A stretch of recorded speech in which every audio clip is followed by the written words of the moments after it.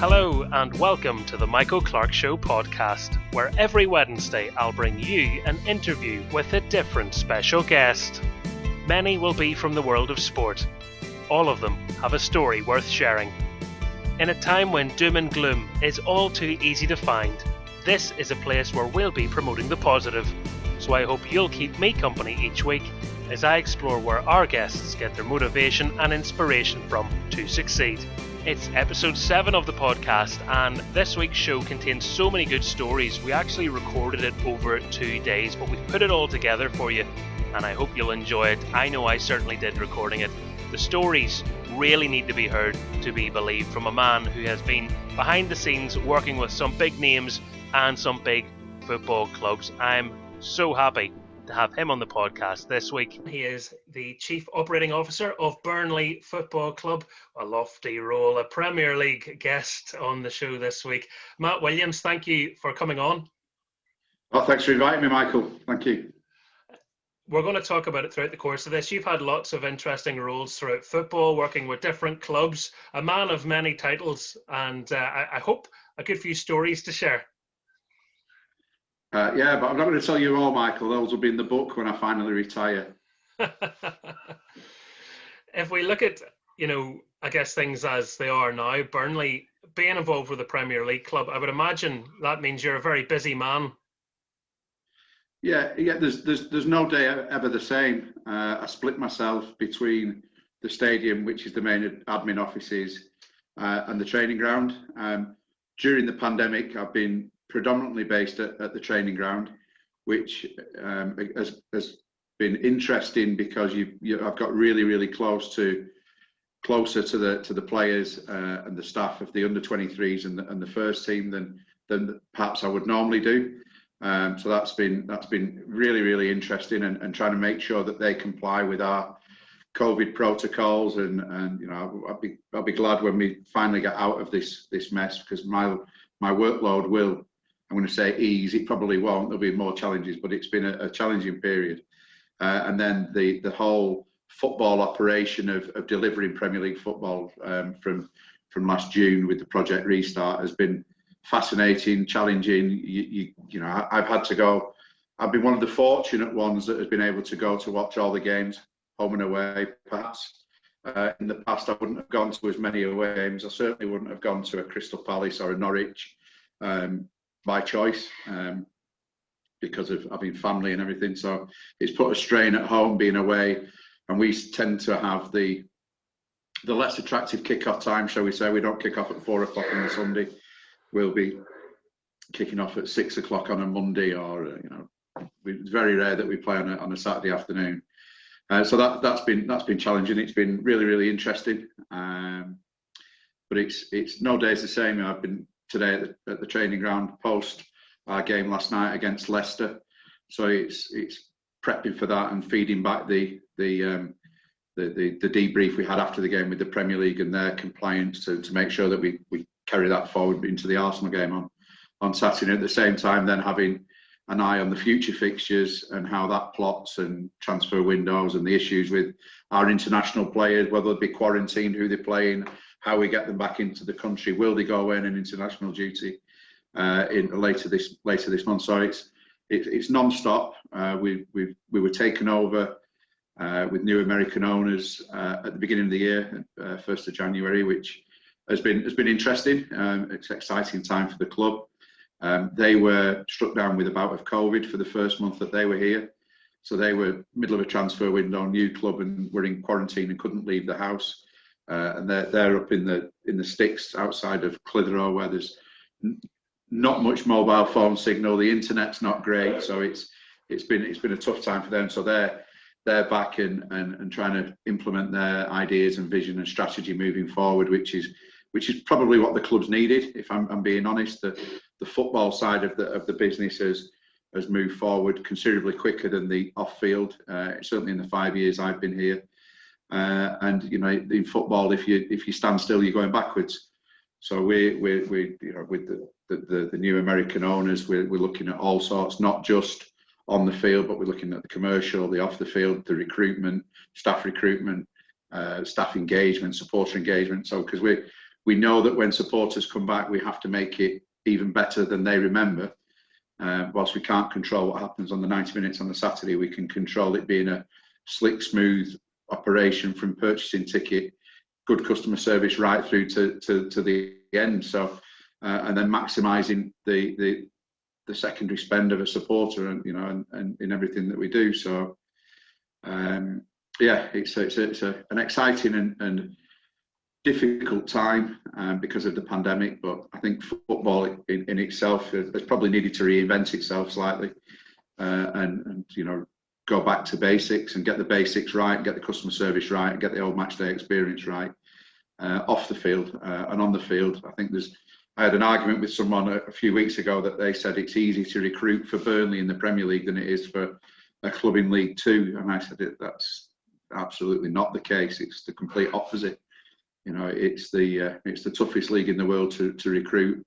The sums, even we've got one of the smallest budgets, if not the smallest budget, and to recruit players for us at this level, knowing that they have to compete in the toughest league in the world, is so difficult, and you can't make mistakes. Some of the bigger clubs can sign someone for 15 million and you never hear from them again, and they just disappear. And we can't make that mistake. If we spend 15 million on a player, they have to hit the ground running and have to fit into the culture, which we've got a fantastic manager. We've got the best manager I've worked with. I was doing listing who the manager that I'd worked with before, and Sean is head and shoulders above any manager I've worked with, from a man management point of view, from an engaging point of view, from a respect. He gets the whole package, and what you see on the touchline and in interviews is exactly what he's like off the field. He's probably a lot more genuine off the field than you perhaps see him on the field. He's brilliant to work with, and he's got a group of players who buy into his philosophy, which is you work hard first and foremost, and everything else will come with it. And we don't play the sexy football that a Man City play, but everyone who plays Burnley knows they've been in a game and compete, and we try and do that right through the club, through the under-23s, the 18s and below. That we get first and foremost good people who've got good values, who are respectful. Everywhere we've been in Project Restart, every hotel, at all age groups, the staff comment that we are genuinely nice people. We're polite, courteous. There's no egos. There's no cliques. There's no big headphones when they come off the coach. They're all focused there to do a job, and that's testament to the manager. So if we do recruit a player into that group, they have to buy into that, because it's such a tight group. It reminds me very much of the group that we had at Blackpool under Ian Holloway when we were promoted to the Premier League, that they all get on and off the field. The wives socialise, and obviously the salaries are a lot higher than we had at Blackpool, but the same belief is there that we want everybody to get on, and Sean is integral to that. And he makes sure that family is first. If anyone's got any issue with the family, football secondary going first, and that comes from him. So good, fantastic club, best club I've worked at. It's probably got the best community feel to the club of any club I've worked at. It's very much in the heart of the community. It's every morning when I drive to Turf Moor, I'll see someone wearing something Burnley, which is why we changed from Puma to Umbro, because I was sick of seeing people wear Puma. So I said, we're missing a trick here. We should get them all in the Umbro for 3 or 4 years and then switch to something else. So, but it is a massive part. You think Burnley as an area has only got a population of 70,000, and we average 20 in the Premier League. And I get that it's Premier League football and everything like that, but the football club is a massive part of the community, and we've got a fantastic community scheme that are out there delivering non-football initiatives, which, when you've got an iconic focal point as a football club within your community, it has to be more than just football. And the community department that was led by our previous chief executive, who's just left, did a fantastic job over 5. I think Neil was there 5 or 6 years, and he really put Burnley's community scheme on the map and has delivered some real difference to the town and the area. And I think that's something that the American owners want to capitalise on, want to develop even further. but at the same time export the global nature of the Premier League and the Burnley model. You know, our owner speaks of when we played Liverpool and won at Anfield a month ago or so ago, we probably had 30 or 40 million fans willing us on to win, to beat Liverpool that night.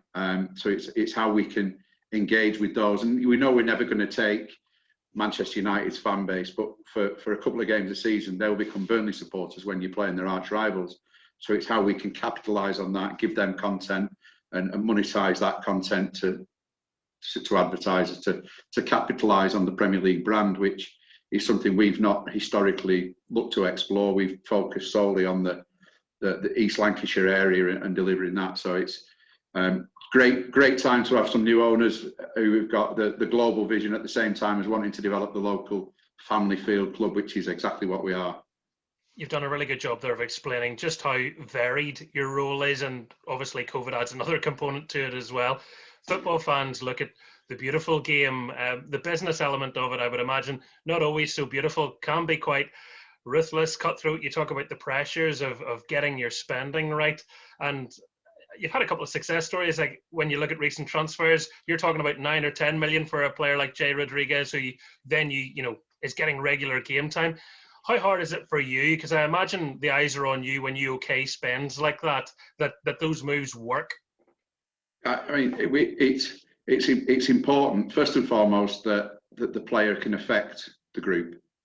And Jay's slightly different because Jay came through the ranks at Burnley and left, and you know that if you're spending 10 million, we have to have a 10 million pound player that fits into all the work ethic of Sean and his team, because you know they run further than any other Premier League club. They work harder. You know, it's a place of work.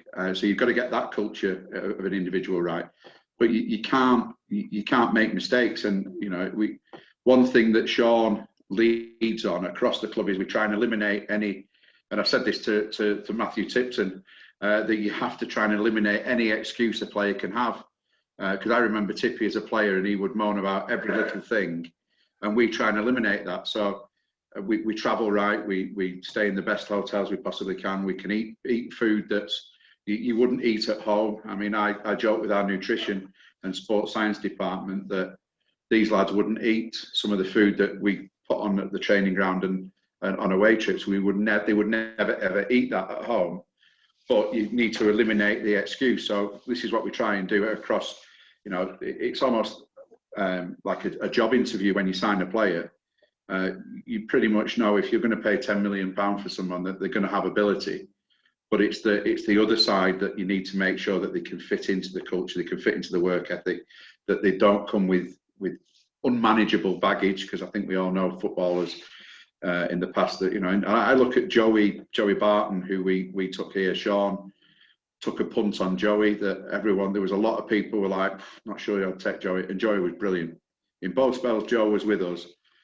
You speak as you find, and Joe has been absolutely fantastic. And, you know, he's respectful, worked hard, everything that people think Joey isn't, he was. And, you know, when Joe went to Fleetwood, I've been to see him a couple of times because Fleetwood's near where I live. And he's maintained that level of courtesy, respect, professionalism since leaving Burnley. So, you know, when Joe signed, everybody was a bit not sure. But Joe probably got us promoted. You know, in the second spell, he got us over the line, and he had the betting thing over his head. And in the Premier League, when he was with us, you know, he was fantastic. You know, but it's getting that knowing your stuff. And we've got a manager who, you know, we would never ever sign a player that Sean didn't say yes to for the first team, because there's no point. Why would you go and spend £10 million on a player that the manager says he's not for me? He's going to sit in the stand for the next 3 years of his contract and never going to play. So there's a fine balance between signing players that you can develop and like we did with a Tarkowski, who you signed for 3 million, who's probably now worth 40. Those players are difficult to find in the current climate, but you need to juggle the two. So you need some assets coming through underneath, and we're currently working at developing a layer underneath the first team squad between the under 23s and the first team to give a little bit of quality and depth. But at the same time, when you sign someone, you want them to hit the ground running. And so an Eric Peters, who we got from Stoke for $1.5 million a couple of years ago, he had the Premier League experience that we need. And yeah, there's no resale value on Eric. You might get your money back, but what he gives you for 2 years with his experience, with his ability, sets you in good stead for so you can utilise money elsewhere in the squad. So the prime ones that you're going to spend money on are your strikers. You know, we spent 15 million on Chris Wood, and he's repaid us 10 times over because his goals for the last 2 or 3 years have kept us in the league. Transfer values, that must be a real fun element when you're meeting with other clubs and trying to sort things out. No arguments there, possibly. It is what it is. You know, the value of what someone will pay for a player is the value. And, you know, if we don't think someone's worth 30 million, you know, not that we would be at the table for a £30 million player, we tend to know where we're shopping. You know, I don't, you know, we don't shop at Harrods.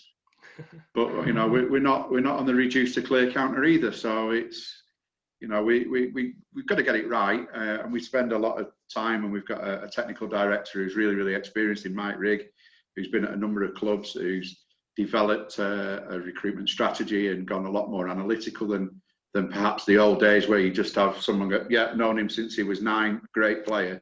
Well, we need a bit more than that now. We need to have the eyes as well as the data and the analytics. So it's combining the two, which technical director does very well. Managing the agents, because every agent has got the next best thing.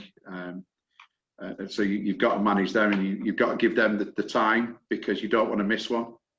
Because, you know, I'll get a call off someone saying that Matthew Tipton's the best centre forward that the world's ever seen, and we should sign him. But you go and do your research and realise that he's, you know, now nearly 50 and can't move. So, but so you've got to spend a lot of time. The relationships. You know, I was talking to someone again this morning about the relationships that you have externally with other clubs, not only in the Premier League but across the pyramid, to get players out on loan for experience, to get heads up on players who are playing in that league. So, you know, and you're always growing your network, because you always want to recruit the best players. You want your players to go out and play for the best teams they can play for, to get them the experience. And that's what we do well here. Pre-pandemic, we had something like 11 or 12 of our under-23s playing league football, which for a club like Burnley is massive, because 3 years before that, there was, you know, we would have struggled getting them out to non-league football, let alone into the league, but making a difference. So it's something that we're proud of. Our academy went to a Cat 1 academy in the summer, so that's increased the challenges and expectations of, you know, we're going to have to start producing players, because, you know, it costs us probably circa 2 million to run a year, and 2 or 3 years in, if you've not produced a player, Sean would be well within his rights to come to me and say, well, we spent 6 million on that. It's not produced anyone. I could have had 6 million to spend and gone and bought a 21 million pound striker type thing. So, you know, it's always it's a tough player recruitment and player development. It's the toughest part of any club. I think, and I think if you speak to managers and chief executives, and so they'll all say the same. It's getting your recruitment right and having good recruitment structure to get that right is key.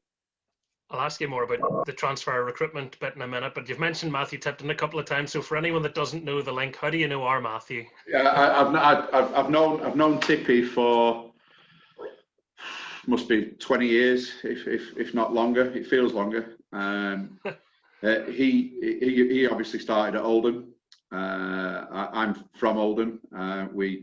There was a couple of players that I knew well at Oldham in those days who were good friends, and we ended up bumping into each other from there. And I first met him socially at a cricket match where Oldham football were playing Oldham rugby in a cricket match, and he'll tell you he got 100. I don't know if he did get 100. He certainly got 50, if not more. And I tried to get him to play for my club team at the time, and he wouldn't.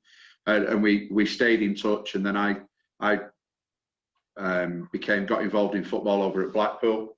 And I still lived over in Oldham and would bump into him on a night out, because back in those days he used to like a night out, Monday, Tuesday, Wednesday, Thursday, Friday. But tell a lie, he didn't go out on a Friday before a game. He would occasionally go out on a Thursday, and until he got caught. So yeah, we got on really well from there, and then we became very, very good friends. I tried to get Blackpool to sign him a couple of times.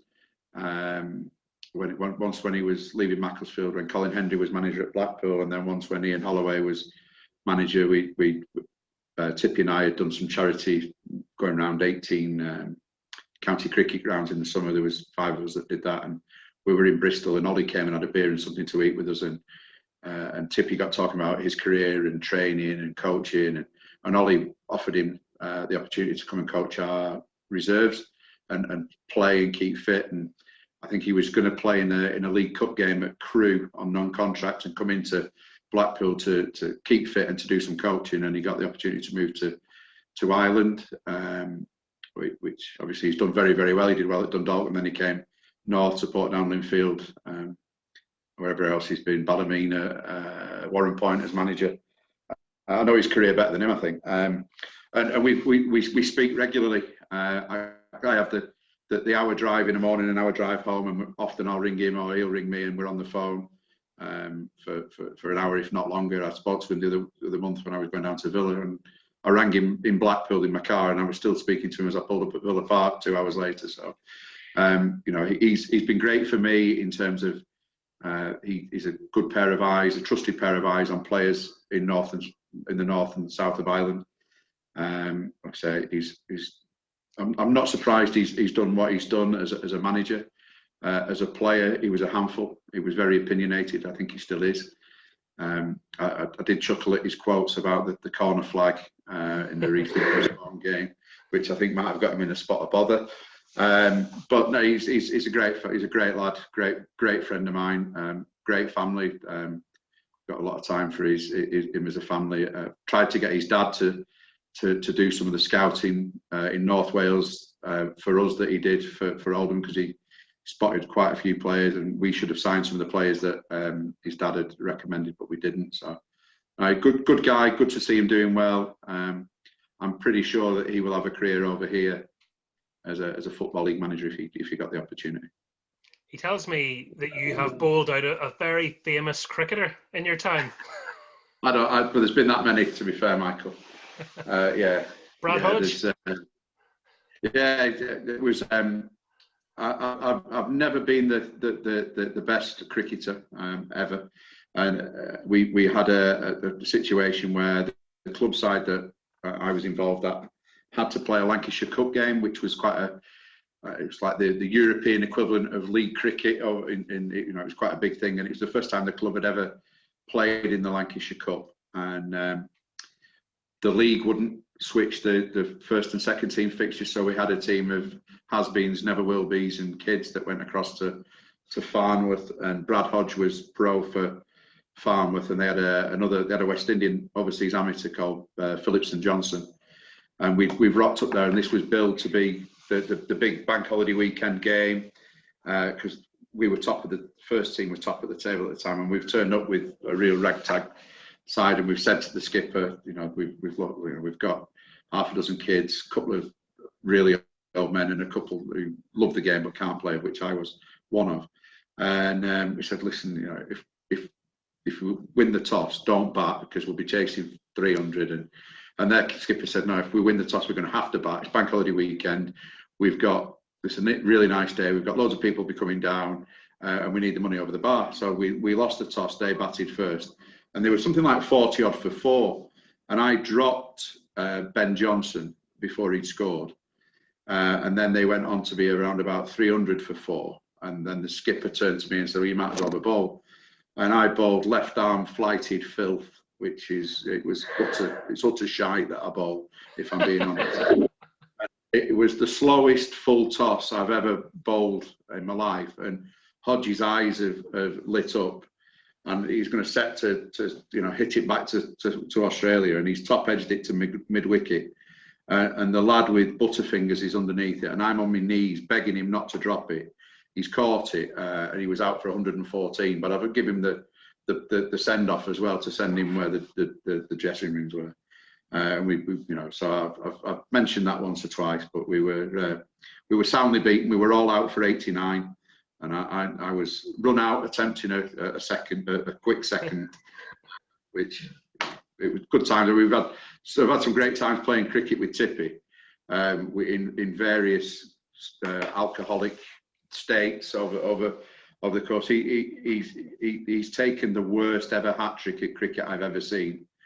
Oh, really? Which I told you about. Yeah, we played in the game, and it was the worst hat trick he's ever. It was like something, the ball that bounced 4 times before it hit the wicket, and sort of again it was awful. And we were in the huddle after his hat trick, and we were sort of joking with him if that was the first hat trick he'd ever scored, which he took offence to, and then rhymed off every hat trick he'd ever scored in his history from the age of 9, and went on to say he'd scored 300 goals in one season for Bangor under 8s and all this sort of thing when he was 4. You know what he's like.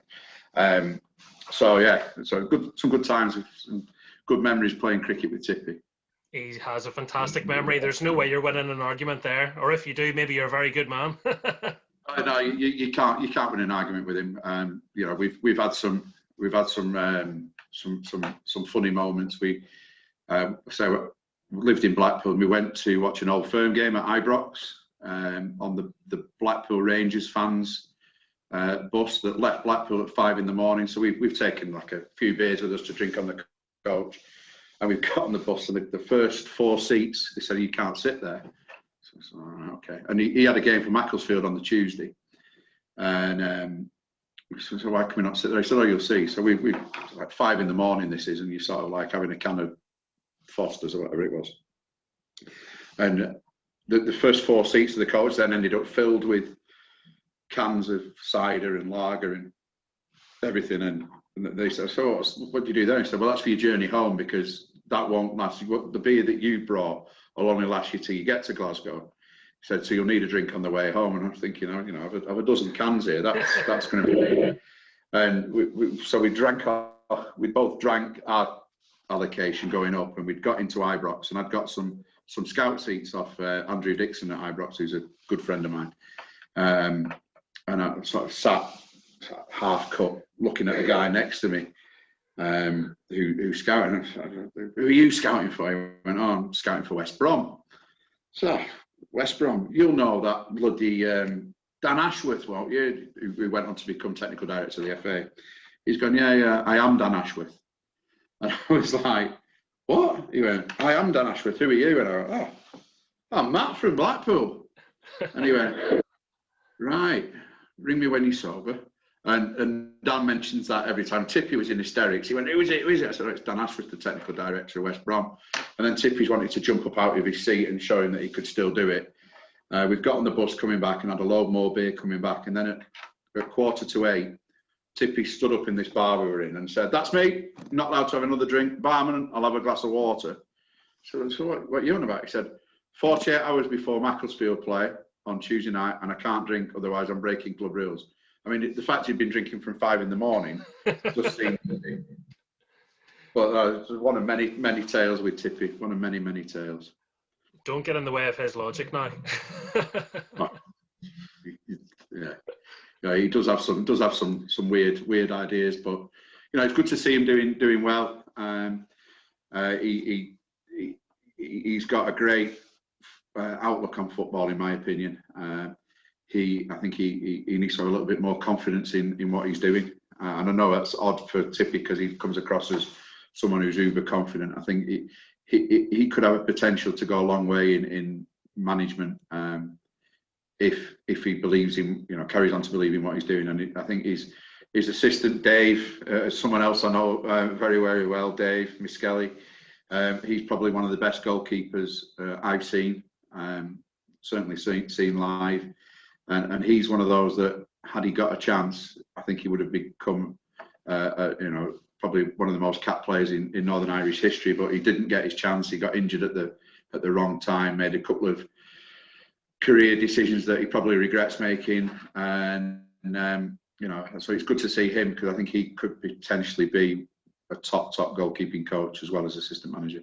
But they know, as I said to you earlier, they know all the excuses. There's I mean, although he still tells me that he's learning, and people keep coming to him with things that he just can't understand. And so we, ask Dyche, he calls him Dyche, he said, ask Dyche how we deal with this. And I was thinking, well, I don't think he'd ever have to deal with a part-time member of his playing staff saying that if I'm not coming on, Gaffer, I'm going to work midway through the second half. He's just, he'd think I was a bit stupid if I asked him that, but he's forever wanting to learn, and that was evident when we met Ian Holloway when we were doing the charity around the clubs.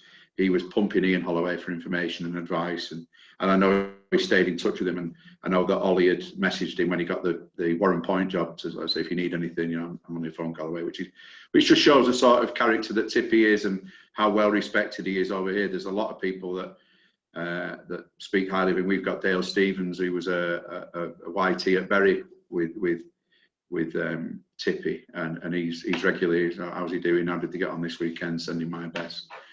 Tell him if he needs a midfielder in a couple of years, I'll come over. So I'm not sure. On the recruitment front, you spoke about, unfortunately for Dave Miskelly, some things didn't work out at crucial times, and that can so often be the case with players. That can be the making or breaking of anybody. He obviously had a very good career here, but for young players, some of whom will no doubt be watching this and wondering, how do I attract a Burnley? How do I make my way from a prospect in Northern Ireland to someone that might get a move across the water, because it's so ultra competitive, and then the transfer fees are another sticking point sometimes too? Yeah, I mean, I would say certainly players across the water have got probably the best chance now because of Brexit. That's really opened up and it's going to be a really, really fierce pool of and really competitive for most clubs to get those players. And you've got to be playing. I think you've got to be playing. We have discussions here about players who go to academies, and I think there's nothing better than playing proper football and men's football. If you it's the old adage: if you're old enough, you're good enough, or you're good enough, you're old enough, whichever way it was. And the recruitment of players from Ireland now is going to be massive. And that then comes with its complications, because clubs in Ireland will now know it's massive, and will be holding out for, in the past where you could go across and a bag of balls and a friendly, that they're going to hold you to the fee for compensation, which we had one with a player from down south in the last 12 months where he'd been at a club, he'd been at 2 or 3 clubs from the age of 12. We wanted to sign him, but we needed to get his full player passport from the. Now I'm going to get confused if it's the FAI or the IFA. I get the North and South. FAI down south. Right, so they refused to release his player passport because they knew that we were going to go basically to all the grassroots clubs he played for, and so we want to sign this guy, give him a chance, but we don't want to pay you the money that's under fee for compensation. We want to give you a 5% sell on if he goes on, and well, that is a downside. And I push our recruitment team to get all the information in place in advance. But I can see why the associations and the clubs are beginning now to say, well, hang on, we're missing out on tens of thousands just to give players the opportunity. So it'll go one of two ways. You would think that if clubs don't do that, then the leagues will get stronger. And I think if you look at the south, you've got Dundalk, that I know they've got some investment, and you've got Shamrock now and other clubs that are getting some investment. But that's going to push the quality of the league up, and then players will filter out and will filter down and will filter into the north to play, which is what you want. So getting players who are playing competitive football, at a good level at 16, 17 is massive. We're not supposed to look at players under 16 and bringing them across. I know everybody does, but you can't physically sign that player under 16. So I think unless you relocate the family, then that comes into a whole different area that we shouldn't be doing. So you look at it, you want them playing, and for me, I would have Burnley like Middlesbrough did with Portadown. They've got the relationship.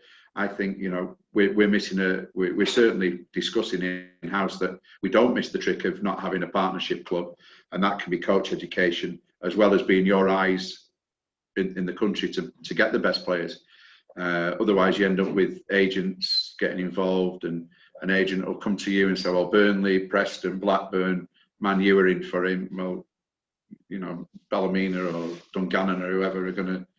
Well, if they're all in for him, then we're not going to go. But then the parents start kicking off, and it becomes messy. So, to get spotted, it's going to be scouted to death. The north and south in the next. If it's not been already, it will be once things open up. I'm pretty sure that I know we had, when I was at Shrewsbury, we signed Darren McKnight, and I know his dad John was working for Man City at the time. So the bigger clubs have already been doing that, but that's going to be the pool that they'll be recruiting from. And I wouldn't be surprised if more European players under 18 found themselves down south, because they can then move, So I think it's going to become quite interesting to the impact of Brexit on player recruitment from Scotland, Wales, Ireland, particularly. That whole aspect is fascinating. As a commentator and across Ireland, I guess you see so many young players, and you often like to try and guess who's going to make that move, and it can be small things that decide it.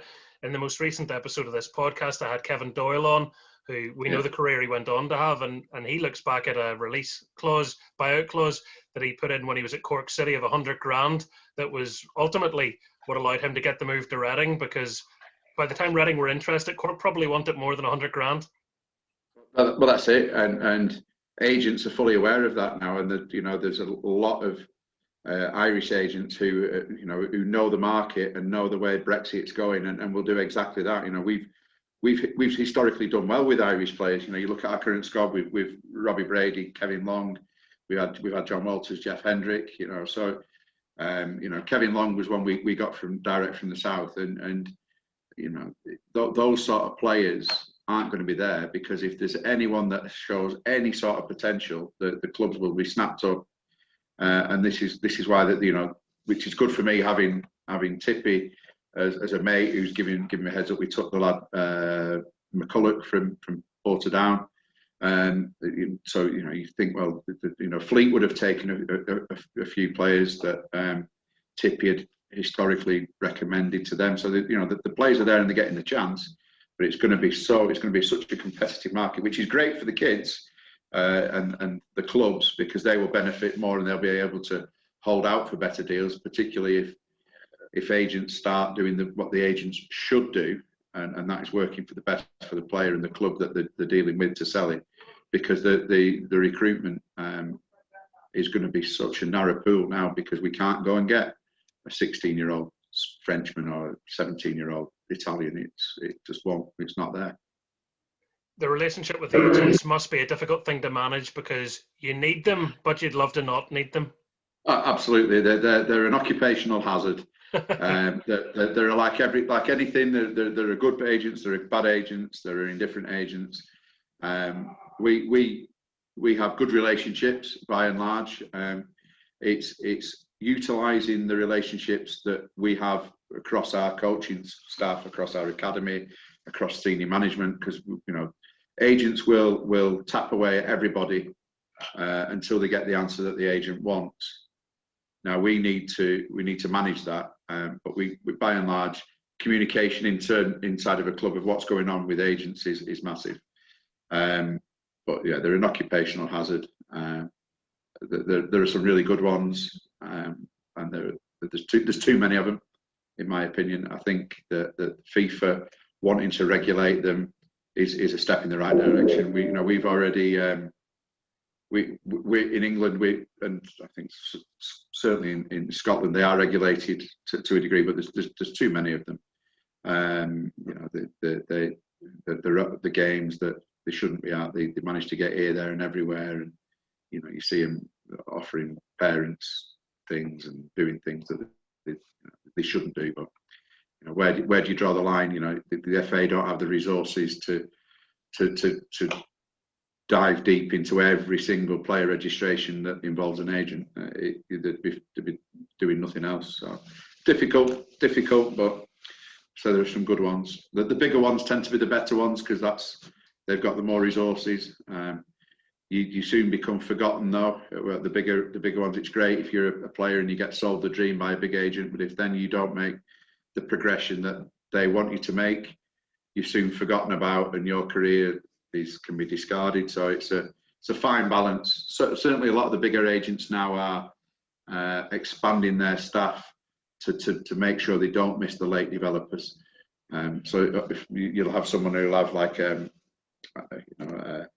17-year-old kid with one agent, if all of a sudden he jettisons up into the first team and he's scoring goals in the Premier League, you can rest assured that the senior people of that agency will all of a sudden say, right, thank you very much, they're now under my wing, because they've got the perceived value, which happens. I guess there is why it's so important for you to be a good people person and to have so many relationships across the game. I was talking to Rhys Williams, head of youth development at Charlton Athletic, a while ago, and he was saying, one aspect, you could have a boy you've seen from 7-8 years of age all the way up, and then the 18s coach doesn't fancy him and he's gone, and you need to have those relationships for someone to say, here, take a punt on this kid, we like him. Well, so we had that with Chris Conn, Cricky Conn, who left us in January to go to Fleetwood. Our 16s to 18s coach really loved him, thought he was, thinks he's a talent and a player, which he's talented, I'll give him that. He came into the 23s group, which is a lot more physical, a lot more requirements of a side of the game that Chris probably couldn't get his head around or wasn't capable of doing. And then we made the decision that we would release him at the end of this season. But we got a heads up that the current academy manager at Fleetwood is our ex-head of education here. So we put the call into him, listen, we're releasing him, do you want to have a look at him? And then away he goes. So I maintain it's easier for a player who's been released from a Cat 1 club or a Premier League club to get another club. It's not so easy when we were releasing players at Shrewsbury in League 2 for them to get other clubs. And that's the worst part of my job. And I'm lucky we've got such a great network of staff and support staff that can deal with the players' exit, because in effect you're killing the dreams. But the further down the pyramid you go when you're killing the dreams, it's the worst part of the job, because you're sitting there with a parent and a child and basically killing their footballing dream. And 99 times out of 100, that player's not going to come back and bite you. You're sitting down with a scholar and saying, thanks very much, you've enjoyed your 2 years with us, but you're not good enough. See you later. You can go and try, we'll support you, but post 30th of June when the scholarship ends, that you're just someone who was at that club 2 years ago, and it's wrong. And football further down where the resources aren't there should do more. The PFA, whether or not the PFA could do more, whether the FA could do more. And I know we have exit trials and things like that, but it's the shattering the dream that I used to find soul destroying. I used to go home and sort of, Mrs. Are you okay? Well, no, not really. It's the day we've released the scholars, and I've had to sit down and with the manager and the youth coach and basically say, sorry, son, go and look for something else. And a lot of them don't see it, and a lot of the parents don't want to see it because they live their footballing dream through the son. My son's at a pro club, is this, that, and the other one. There's not many that make it. So if you get into a Premier League club, you will always get a trial or you get something, because football people will say, if he's been at Burnley, he must have something. So it's awful. That side of the job is awful, and I did that for a number of years at Blackpool and at Shrewsbury, where we have to release players. And Shrewsbury did it with Andre Gray. That came back and bit them. They released Andre Gray after his scholarship, and he went on to become a £20 million Premier League player. But those stories are very few and far between. Yeah, certainly, and that can never be a nice thing to have to do. It's awful. It's awful. What really comes across as, again, how varied your role is. There's so many things. Yeah, I mean, and we could talk about almost marketing ideas, and I want to talk about the community stuff, because I think the community side's great. But there's marketing hat on. There's a football business hat on. There's the I mean, and that's when you've been involved in the game. I mean, it's nearly 20 years I've been involved in professional game. Starting at Blackpool 2002, working in the media department with. I used to run before I went to Blackpool. I ran a pub, which is where Tippy and some of the Oldham boys used to spend a lot of their afternoons. But I always wanted to work in football, so I got a job in the media department at Blackpool. And as a interviewing Steve McMahon, no journalistic. You'll be toe curling here, Michael, because you'll have done your degrees and everything like that in journalism. And I've never done an interview, never done a match report, never. And I interviewed Steve McMahon pretty much like two lads down the pub having a chat about the football, and the supporters liked it. It was revealing, because Steve had got my trust because I worked for the club and I wasn't going to stitch him up, and it went on from there. And Blackpool had such a small skeleton staff. It really was, because the chairman there he ran it. He ran it on a shoestring, and to get where we got to was. Testament to the hard work of the staff that we had there, and we didn't have many. So it was a case of you muck in and come up with ideas, and the learning curve of the 12 years I had at Blackpool across all areas of the business, involved in the commercial, involved in ticketing initiatives, doing the programme, the website, then becoming the club secretary and sort of evolving there. So I went into Shrewsbury, and I went down to Shrewsbury. They'd just been relegated to League Two, and I thought, well, what worked at Blackpool has got to work at Shrewsbury. So I've walked into Shrewsbury, and this is what we're going to do. And I might as well have been talking something in Russian, or look like I'd arrived from Mars, because the demographic of the people of Shrewsbury was completely different to the people in Blackpool, and it was like, all right. So you've got to quickly then learn and use your initiative to get people into a place that you think, and which we did, and we had a good, certainly had a good first 12 months, and then I could have moved on again, but came up to Burnley after about 20 months in Shrewsbury, and you walk into Burnley and it's even then we were in the Championship, they had a lot more resources, a lot more staff, a lot more structure, and I was like, oh, what do they do? And I thought, well, that's group sales. Oh wow, group sales. What's the thinking behind that? Well, that's our marketing department. That's group sales. So we'll go out to businesses and we'll offer them a discount. Wow, you've got people. Does it make money? Well, no, it might not make money on the tickets. It washes its face. So the cost of running the department washes its face with sales. But the secondary spend, once they're in the stadium, they'll be buying merchandise. They'll be buying food and drinks. Okay. Well, what does that department? Well, that's our in-house graphic designer. So with the in-house graphic designer, I'm thinking, wow, it was alien to me to come to a club like Burnley, and I was sort of made a point of going around each department, understanding what they do and what worked, so I could then apply it to some of the things that we've done elsewhere, I'd done elsewhere, and sort of to develop the people at Burnley. But it's massive. I used to go back to my secondary school and sort of do a presentation on football business to the business students at school. And you say, well, what's the football business? Oh, it's Saturday afternoon, 3 o'clock, getting results. So that's one. So well, what else is there? And then you start digging down into what a football club's all about in catering, marketing, media, commercial, facilities. And it's a whole, there must be about 10 or 11 businesses within a business. And to try and understand, and I still don't fully understand a lot of what goes on, I have to say, but it's massive, and you see how hard people work. We've got a fantastic catering department, and Christmas time, that in normal times they're working morning, noon, and night and they put £1 million on the bottom of on the balance sheet each year. Well, that's soon gone with a player that. It doesn't even play a player's wages in the Premier League. And they're busting a gut for 12 months of the year. And you think, well, because the Premier League's such a big animal, brilliant, and it's important that we do that from a business point of view. But it's soon gone. Whereas when I was at Shrewsbury, we'd put like 120,000 on the bottom line from catering. Well, that was massive. That would pay a player's wages for a year.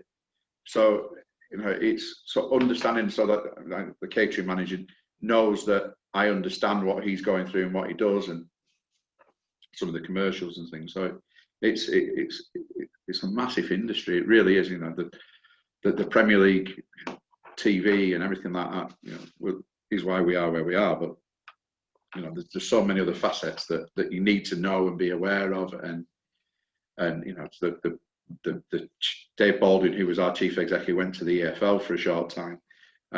He came from Bradford, so he had a similar upbringing to me, where fiscal prudence, we would call it, was key, and he sort of like, I can't get my head around that we've got all this, all these facilities, we've got all this staff, and it's difficult. It really is a different animal. And then you go to a United or a City, and you see that the staffing structures that they've got. We were joking the other day. We operate on a closed doors game with a real skeleton staff. And we never ever meet the numbers that the Premier League set out as maximums. And we were at Tottenham on Saturday, and they were telling us how much it would cost to open the stadium in normal times, and so they had 40,000 in for a ladies' game, and it lost money because they potentially between something like 12 and 1,800 stewards at every home game. It's like, wow, we have 300, and the whole sort of when does commercial impact on operations, that impacts on facilities, that impacts on football, and we have these conversations constantly, particularly about when we go back to normal times, shall we say, that all our players currently are in one of the hospitality lounges on a match day, having a pre-match meal, sitting enjoying it. Well, in normal times that won't be able to happen, because we should have 200 people in that room doing the same, but spending money. And you think, well, this is going to be a real culture shock to football when we get back to normal times, that we can't do what we've got there, and it can't come quick enough for me, because football is all about supporters and the atmosphere and everything like that, and the sooner we can get those back in the stadiums, the better, in a safe, secure way, because it's particularly for towns like Burnley, it's the lifeblood. It really is, and it's the whole town looks forward to a Saturday afternoon. And I didn't probably fully appreciate it when I was at Blackpool, but when I went to Shrewsbury, you begin to realise that if you win on a Saturday, the pubs post-match on a Saturday evening will be booming, everyone's spending, everyone's happy. If you get beat, everyone's miserable, and that misery continues to the following week. And no pressure. So luckily we got promoted in the first season at Shrewsbury, so we had more good days than we had bad. But it's difficult when people's livelihoods are at stake of what you do on a Saturday afternoon. Oh, and football fans just can't wait for those away days again, and the crates of beer. Well, again, living and working at Blackpool, the Blackpool away trip, we would probably gain 15-20% increase on an away attendance, because it was Blackpool, and the Blackpool factor of going to Blackpool. It was one of the first fixtures you would look at, Blackpool away. You think, well, great up until mid-November. And we don't want Blackpool from December, January, February, but get to March, Easter time, brilliant again. And that would affect your gates. You'd be playing in Plymouth, and you'd have 1,200 people in the middle of September, because they'd come up for the weekend and the illuminations and everything like that. And you think, well, and that's the same with Burnley fans going to a Premier League games. That you never ever get tired of going to Old Trafford, the Etihad, Anfield, the Emirates, because it's such a great environment to watch football. You might lose on a Saturday afternoon or Monday night or whenever it's played, but the whole experience of going with your mates, going to the game, the football, almost the 90 minutes becomes secondary, because particularly at Turf Moor, we've got people who've been sat in the same seat with the same group of people for 20, 30 years, and they've missed that interaction. And I wouldn't say they're friends, but they all know each other, and they all have the same opinions, and they chat, and there hasn't been there, and that's left a massive hole in a lot of people. I'm fortunate to go to, as you are, you've been fortunate to go to games and cover it with work, but you feel for those who live and breathe it so much, and a club like Burnley, being the heart of the community, it's massive. We when we first went into the lockdown, you had people sort of coming to try and peer through the gates to see if they could see anything to get a fix.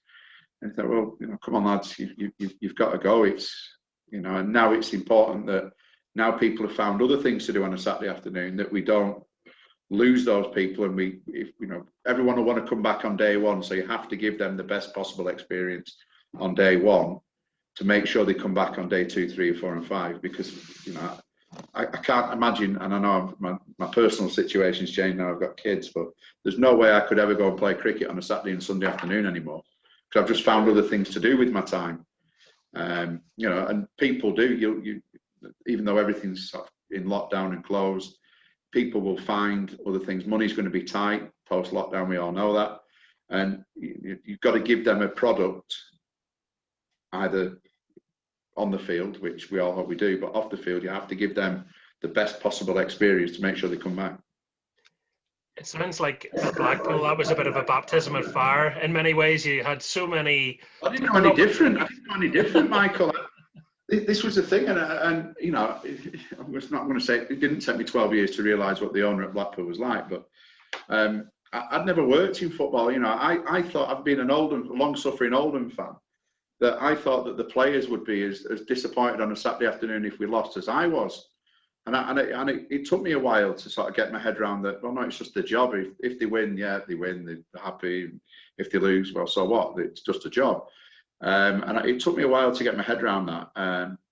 The whole sort of thing of being, standing there with Steve McMahon sort of interviewing. And again, we played, the first time I travelled an away game with the team was to Peterborough. And I'm a working class lad from Oldham. I'm not used to staying in fancy hotels ever. And we've got to the hotel, and Steve used to sit at the back of the bus. It was weird. Steve used to sit at the back of the bus looking down so we could see everything what was going on, whereas most managers would sit at the front and don't see what's going on behind. And he'd shout down the bus, right, 6:30 for food. We got there about 3:30, 4 in Peterborough. And off we've gone to the room, and I'm thinking, oh, great, nice room, this lovely hotel. Sort of, the phone in the room goes, and it's Steve saying, where are you? So I'm in my room, Gaffer, you've rang me in the room. And he said, well, get yourself down here, there's a pint of Guinness on the bar. Well, I've never drank Guinness. I said, oh, okay, Gaff. And then, this was 2002-ish, 2003. And, we must have had 6 or 8 pints before going out into Peterborough for something to eat and a few more drinks, and then got back and had something else to drink. And I'm thinking, well, and I was a mess all day Saturday. I was rough as toast, sort of, and these guys would be up at breakfast, they'd be going for a run, they'd be doing, and I'm thinking, how did they do this? And that was a regular thing in those days. You'd have a beer on the bus on the way home, and it was a completely different culture. So baptism of fire was massive. The whole football world, and I then moved from Oldham into some digs in Blackpool, which was great. I was in a bed and breakfast at £50 a week, all in, bed, breakfast, evening meal, laundry. Probably the best place I've ever lived in terms of value for money. And it was great. And being in Blackpool, it was like living in Sin City. You'd have a group of players who take you because you were part of the media crew and you were with them, and you'd be going out on a Tuesday afternoon, and became the Tuesday club, where you'd be out until the early hours of Tuesday night, Wednesday morning, and they'd be off on Wednesday, and you were having to sort of pick yourself up and go and write a programme for Saturday's game, and it just fantastic time at Blackpool. We had some great success, and for all his faults, and the chairman of Blackpool had more faults than he had good points, I have to say. Although I will say, socially, away from football, he's a good man.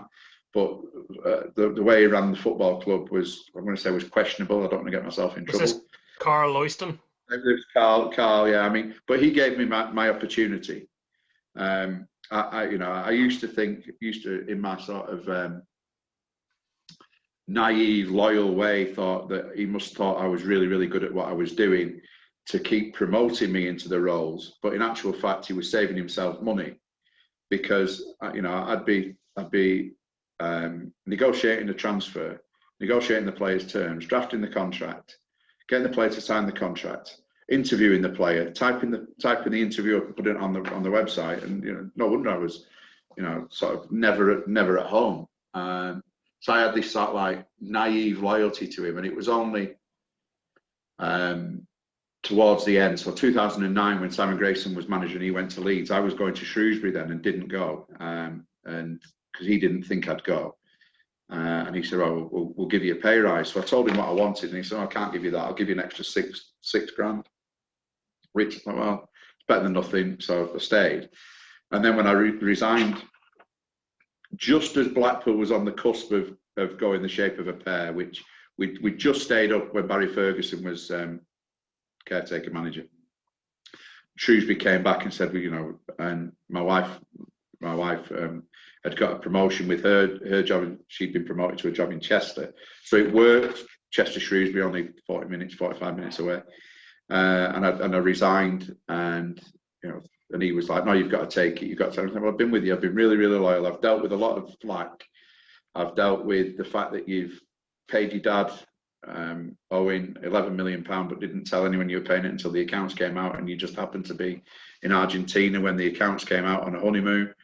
I'm thinking, and so you've got to take. So I was really disappointed that he didn't fight to keep me. And then about a week before I was due to leave, because I had a week's holiday before I went into Shrewsbury, he said, "All right, so what's it going to take to keep you?" And I said, "No, we've gone now. We've finished."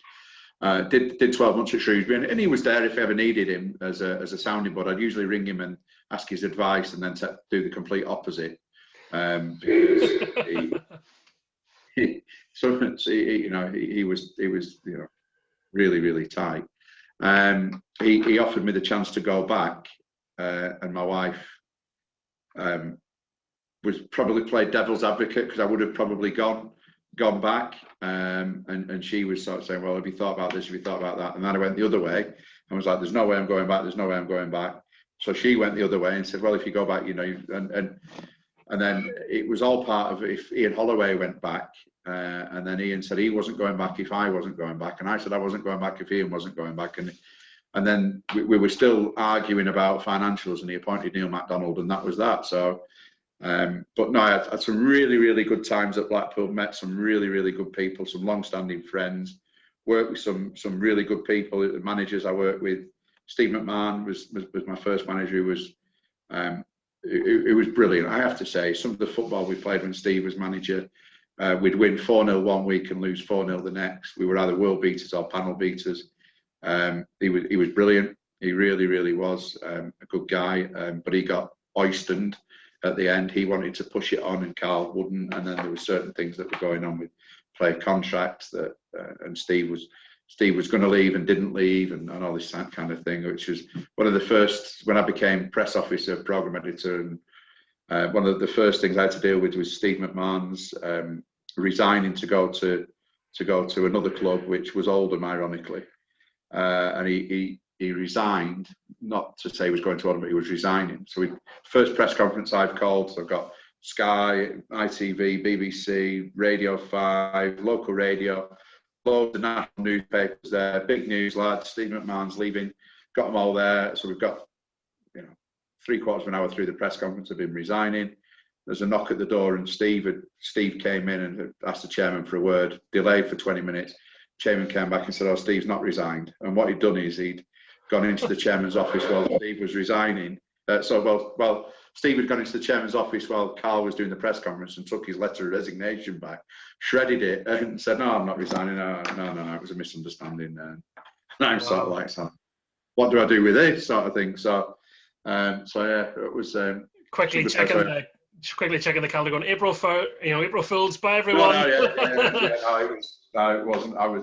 I remember Rob Bonnet on BBC Breakfast Time the following morning said on the sports bulletin, strange goings on at Blackpool yesterday afternoon with the manager resigning, then not resigning, and showing a clip of Steve coming in and withdrawing his resignation. And then we went on to win the LDV the rest of that season, which again was an experience, because Steve was old school, and we went down on the Thursday afternoon for a game on the Sunday and didn't train because the pitches were heavy, and Steve said, "Oh no, we're not training on those, they're too heavy." So the lads did nothing Friday, Saturday, and then won the game on the Sunday. But that was some of the tales with Steve, we went across to the Isle of Man tournament when there was a tournament in the Isle of Man, and we've gone across on a Sunday.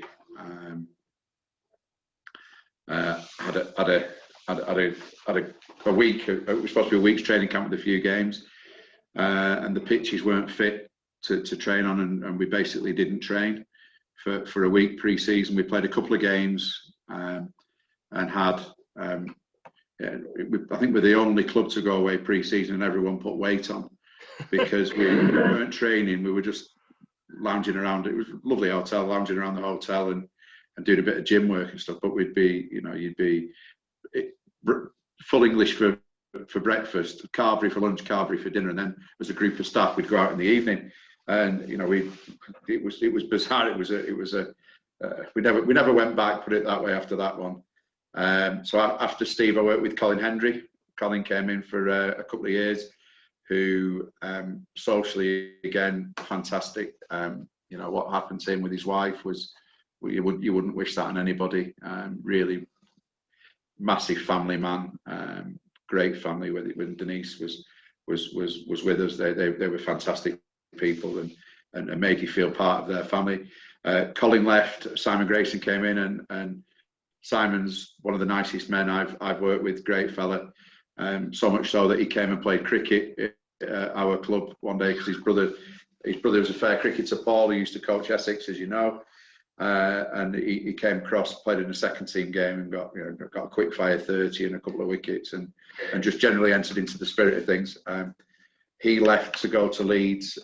Tony Parks took over as caretaker to the end of the season. Then we went through the recruitment process, and we got Ian Holloway, which was a fantastic couple of years with Ollie. We were late to interview. We interviewed him at the Preston Marriott, myself and Carl Oyston, and we were late because we were interviewing Andy Ritchie at the Tickle Trout, which is the hotel about 20 minutes around the corner. And we were only interviewing Andy Ritchie because I was an Oldham fan. And I said to the chairman, I said, you've got to interview Andy Ritchie, because he'd done well at Oldham, he'd done well at Huddersfield and Barnsley. And he went, I don't want to give it Andy Ritchie. I said, no, you've got to interview Andy Ritchie. He'll be great. He'll bring this, that, and the other. He'll do this, he'll do that, the other. He went, right, we'll see him. So we set up the interview, and we were 20 minutes late, and we've met. And Carl he didn't dress appropriately for the interviews. So he's like in his jeans and a dirty farm shirt, because he was lived up on a farm. And Ollie was there in his best suit, tie on, and we were late. And he's like, "Where have you been?" And we said, "Oh, we've been delayed." He went, "You've been interviewing someone else?" I was like, "Yeah, well, yeah." He went, "Who are we interviewing?" So we told him, and he went, "He's not fit to lace my boots," type thing. And so he said, "Why haven't you got a tie on?" to Carl. And Carl went, "Well, I'm the chairman. I'm the one who's doing the interview. I don't need to wear a tie." He went, "Right, I'm taking mine off." And he went, "Right, I'll buy the coffees." And he said to Royston, he said, "I'll buy the coffees because I know you're too tight to buy them." And I was like, "Oh, wow." And the interview lasted 4.5 hours. And we were supposed to interview him, but he interviewed us. He interviewed us everything about what we were doing, why the stand wasn't finished, who people were, what the roles were, why he hadn't done this, why he's not done that, why did he pay this, why did it? Because we have bizarre clauses in our players' contracts that for 6 weeks of the summer you'd only pay they pay the player £90 a week, right? Which is bizarre, but it is. But if you're on £1,000 a week, you'd still earn £52,000 a year. But for 46 weeks that there was cash coming into the business, you'd be on like 1138, I think it worked out at, Michael. Not that I remember it well. But for 6 weeks in the summer when there was no cash coming in and you had a cash flow issue, you just pay them £90 a week. So he went, "Why do you only pay your players £90 a week in the summer?" And he said, "Well, I don't." He said, "What I do is I pay them in advance of summer, but when there's no cash coming in," and explained it, which actually, if you look at it, you think, well, yeah, that makes sense. The last 2 weeks of May and the month of June, when there's not much money coming in, I see why you do that. I get it. But so Ollie was like, "No, I understand that now, right?" So he's ticked it.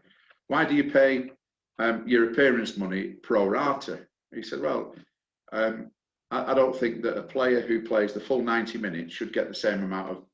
He should get more appearance money than a player who comes on for a minute."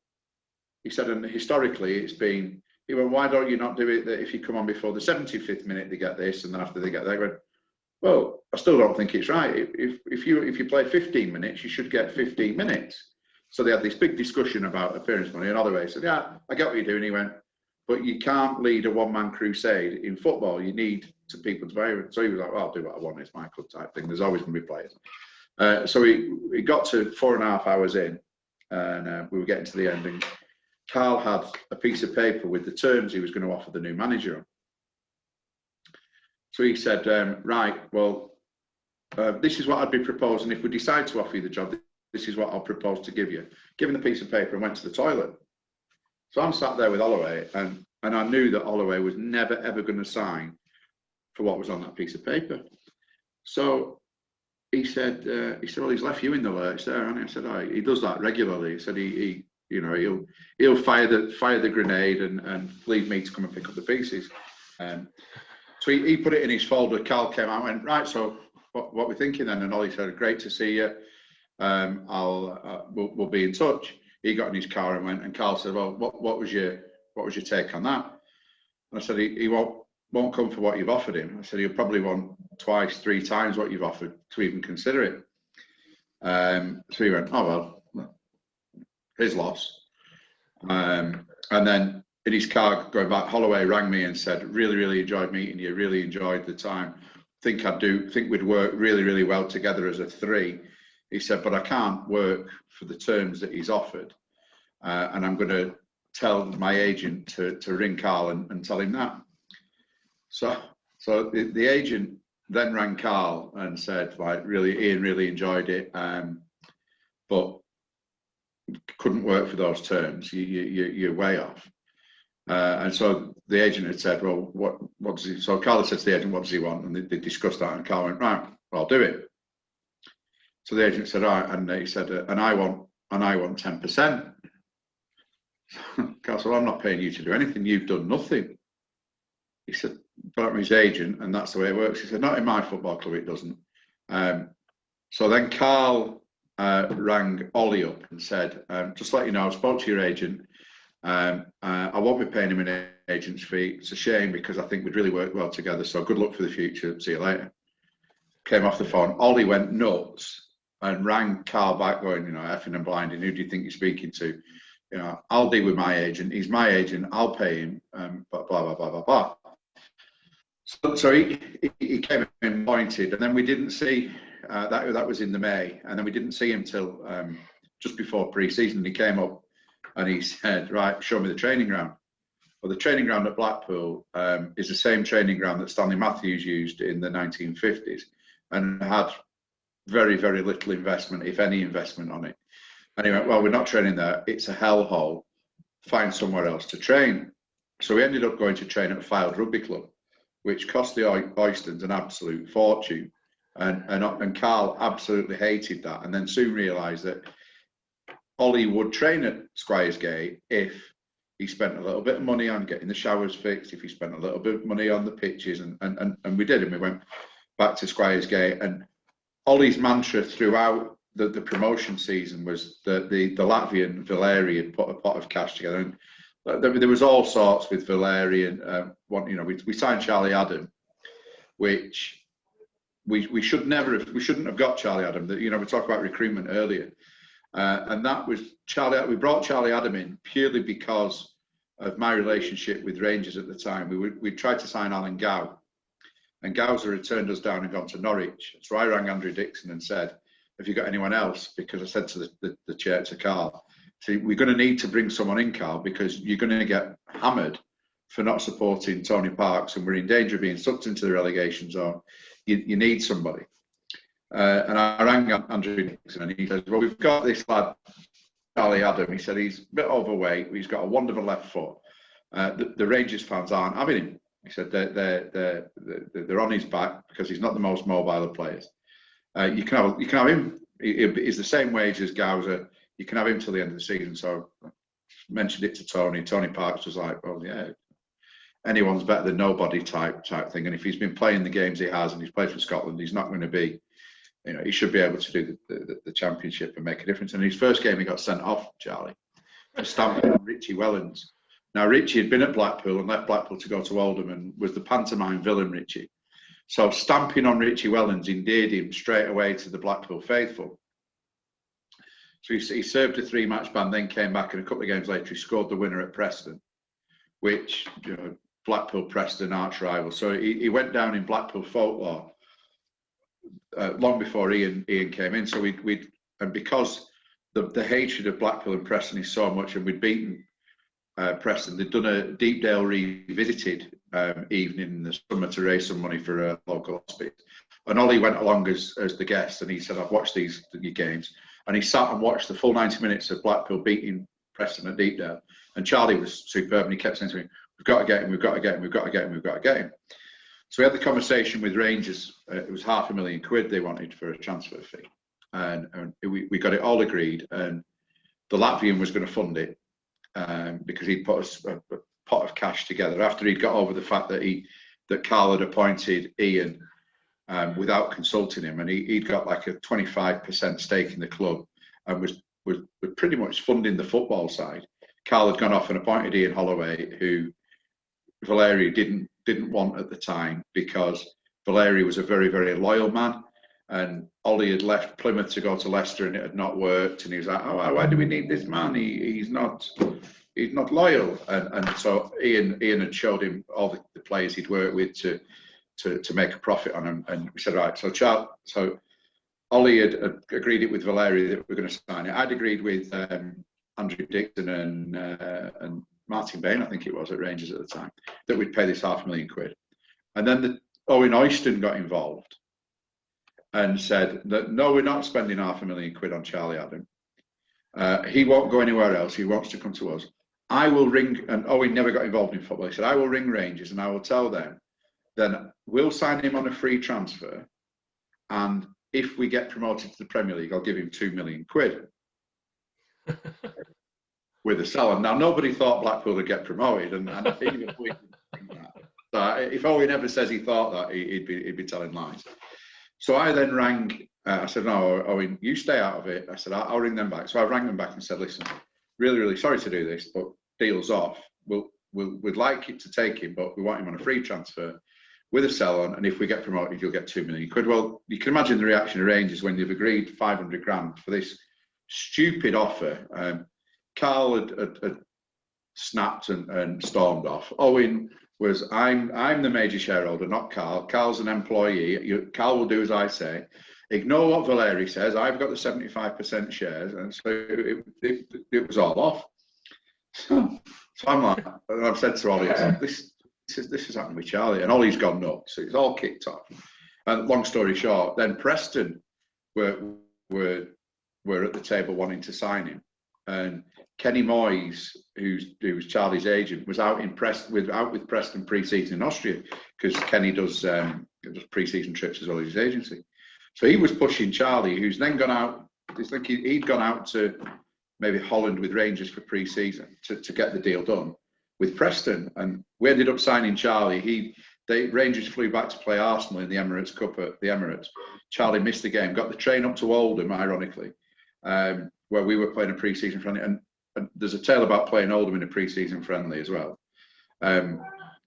We played Oldham in a pre-season friendly because Ian Holloway's brother is an actor, and he'd seen that he'd been at the Oldham Coliseum Theatre early, not long after he'd taken over, and Ollie wanted to go to the Oldham Coliseum to see Derek Akora, and said, "Can we play Oldham or Rochdale on this date? Because I want to go and see Derek Akora." and so we signed Charlie in the youth office at agreed terms with Charlie at the youth office at Oldham, and signed him the next, I think on the Monday, and we went to Derek Akora in the evening with Ian Holloway. So sort of madness with Ian. He would be watching a Champions League game and would ring me and say, "Right, are you watching this?" I said, yeah, I'm watching it. He said, "Well, I think we should play like this on Saturday." So, Gaffer, with all due respect, we're not Barcelona, we're not Real Madrid. And he would, we played, and some of the things he did, some of his team meetings would go on hours. We used to have food brought from the stadium to the training ground, and it would arrive just before 12. And we'd not gone out and trained because Ollie was still doing his team meeting. And it got to the stage, you know, he'd be talking about what had been on Jeremy Kyle. It got really, really random at times. And we played Derby on Boxing Day the year we went up at Derby, and we were in the Hilton East Midlands, and we were having a team meeting before the game.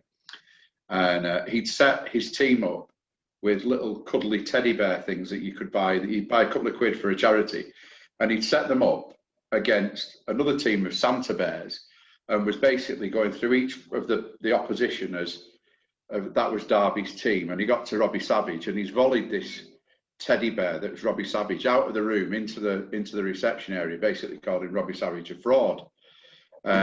And we went on and won the game 2-0. You know, he'd do things like random things, like his assistant manager Steve Thompson is a great fella, super fella. He was the glue that held it all together on the coaching field, and was a great go-between between the manager and the players.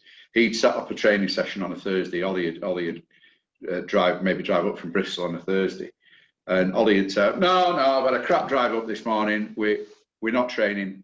We're going to go for a walk and a bacon sandwich." Now we'd walk out over the bridge into a greasy spoon, and the lads would sit there and have a bacon sandwich or a bit of breakfast. No training, and that'd be it. And we'd be like, "Wow." You know, we played. We were down to play Preston in the return game at Bloomfield Road, and the Sandcastle Water Park on the promenade in Blackpool. He always wanted to go in it, so I'd made a couple of calls to say, you know, any way we could get Ollie and the lads in, you know, before you open during school holidays, and they agreed to stay open on Monday for an exclusive use for us, and it was right next door to a casino. So I said, "Right, Gaffer, I've sorted it. We've got the use of the Sandcastle from 9 till 12, and then we'll have lunch in the casino next door, and we can have a bit of something to do, some fluttering there in the afternoon." Brilliant. So he's come up, and we've got sole use of the Sandcastle Water Park for 3 hours. Got showered, changed, gone next door for a bite to eat in a casino, and we spent the afternoon in a casino. I've come home from work, and my missus said, "You know, how's today been?" And I said, "Oh, you know, you'll never guess." "Well, what do you mean?" I said, "I was at the Sandcastle this morning for 3 hours, and I've been in the casino all afternoon." And she's like, "Yeah, good one." No, that's exactly what we did. You know, and then we won the game on the weekend. Some of the things we did with him, he was, I mean, brilliant, absolute brilliant man manager. Well, we're back again. We had so much fun talking yesterday. We thought, let's go into another day of recording, because I don't know that you would have had enough day, Matt, to talk to me, enough time in one day to talk to me, because we're both quite prolific talkers. So it's a good job that Tippy's not involved in this, otherwise it would become it could become a box set. It would. I could just put my feet up and let the two of you go at it, probably, and it would be fine. Absolutely. I did speak to him on my way in this morning, so we had a good 40 minutes on the way in this morning, just chatting football and stories. And one thing I meant to ask him is Joe McCree still Joe McCree Dungannon, is he still kicking about? Yeah, he's still involved with the youth setup. Right. I came across him when we came with Blackpool over for a pre-season trip, and he was the one that we were based in Dungannon, and he picked us up on a beaten up old coach and ferried us around and arranged for training and use of swimming pools and all that. So I think he was a great guy who was, you know, knew his football inside out, and you know, it was good to sort of, I've probably lost touch with him over the last few years, but you know, what a wealth of knowledge he has of football in general. One of football's good guys, isn't he, Joe? Oh, Joe's fantastic. When Dungannon Swifts won the League Cup a couple of years ago, his son was actually the manager at that stage of the club. Rodney, his son, isn't it? Well remembered, yeah. So I went into the stand and interviewed Joe. You know, your son's just won the cup, and this is the club that you've been involved with for so many years. You know, how do you feel? And he's like, "Well, I'm still the better manager." I think he probably did everything at that club. He reminded me a bit of myself when I was at Blackpool. I did everything. Obviously, didn't manage the team, but you know, he was driving the coach. He was serving the beer after the game. He was dishing out the food. You know, one of the game's good guys, and you know, did he get some recognition, an OBE or an MBE or something? He did. I can't remember which letters he got, but he did get some. Yeah. Well, you know, good guy, and I said knows his football. No, he definitely does. I've been enjoying those stories you were telling us about Ian Holloway. Ollie, I mean, we could do a whole week on Ollie. I mean, nobody expected us to get to have the season that we did, and it was bizarre. I mean, he was based. His family are based in Bath. I think they still are, and he split his time with his wife. Split her time as well, so she'd come up to Blackpool for a week, and they wouldn't see us, and she'd be at the team hotels, and she'd travel to some games on the team coach, which was hilarious with the lads, because you know what footballers are like with Sky. They'd be asking her to turn the X Factor off and put one of the adult channels on, shall we say, and telling her that one of the channels was the Championship goals roundup and things of that nature. I mean, it was, you're looking back, and a manager having his wife on the bus is something really, really alien, but it was something that we accepted and got on with, and he was brilliant. So, I mean, we played. We got to the playoffs, and we'd got drawn against Forest, and we beat them 2-1 at home. And Billy Davies was the manager of Forest, and he was going down the tunnel basically saying, "Job done, job done. We'll turn these over at home. 2-1 down. We've got the away goal, and we'll do them at the City Ground." And we had, like I said before, we had a skeleton staff. There was Ian, Steve Thompson, his assistant, the physio, probably one of the worst analysts that you could ever have. A lad called George, who was an intern. Because analysts would just come in, so we didn't know how to use it, but we had an analyst who travelled with us. A kit man who was part-time. It was a part-time taxi driver, the kit man, and he would do airport runs. The kit man, he'd pick up a fare in Blackpool to take him to Manchester Airport, and would call in. Part of his service was he would call in at the ground and put the washer on with some of the kit, and people would think it was amazing that the kit man was their taxi driver. So we had a part-time kit man, and that was pretty much it. It was a real tiny staff, and we've gone down to the City Ground, and we trained at Derby's training ground the day before. Obviously, the hatred between Derby and Forest. They had one of our ex-players, Sean Barker, was their club captain. He was injured, and I don't know if he was assistant manager or first team coach, Andy Garner used to play for Blackpool. So we'd set it up there, and we've gone to Derby's training ground, which was as far away from Blackpool's training ground as you could possibly get, in the sense that, they were like bowling green, that it was more dressing rooms than we knew what to do. We could probably have one each. And we were really, really at it. We were really, really sharp. We didn't change the hotel that we stayed at. We stayed at the East Midlands Hilton. He became a friend of mine, a guy called Martin Robinson, was manager of the Hilton East Midlands, and he always looked after us. It wasn't the 5-star luxury that we'd stay at Burnley now, but he looked after the players, he looked after the staff. Plenty of tales about staying in the East Midlands Hotel for another time, but we stayed there, and we'd done everything that we would have normally done for a league game. And we got to the City Ground, and their match day programme, they had a double-page poster pull-out in the middle of the programme of Team Billy, and it was Billy Davies and his backroom staff, which covered 4 pages of B5, and we're like, look at this, lads, look at this, and we got talking. I got talking to my counterpart, and she'd been saying that they'd been measured up for the suits for the final that week, because the turnaround time was, as you know, in the playoffs, is less than a week. I think we played the game on a Monday, and the playoff final was the following week. So they'd been measured up for the suits. They'd booked the Oakley Court Hotel in Windsor for the team to stay in. They'd put the tickets, because the tickets, the Football League would send the playoff final tickets to the club who were at home in the second leg. So they put the entire tickets onto their ticketing system, which was different to the system that we were using. They'd ordered coaches. They'd got supporters coaches on hold, and I'm telling the lads and Ollie this before the game, and Ollie's going absolutely nuts about it. How disrespectful, because Blackpool had experienced something similar in '96.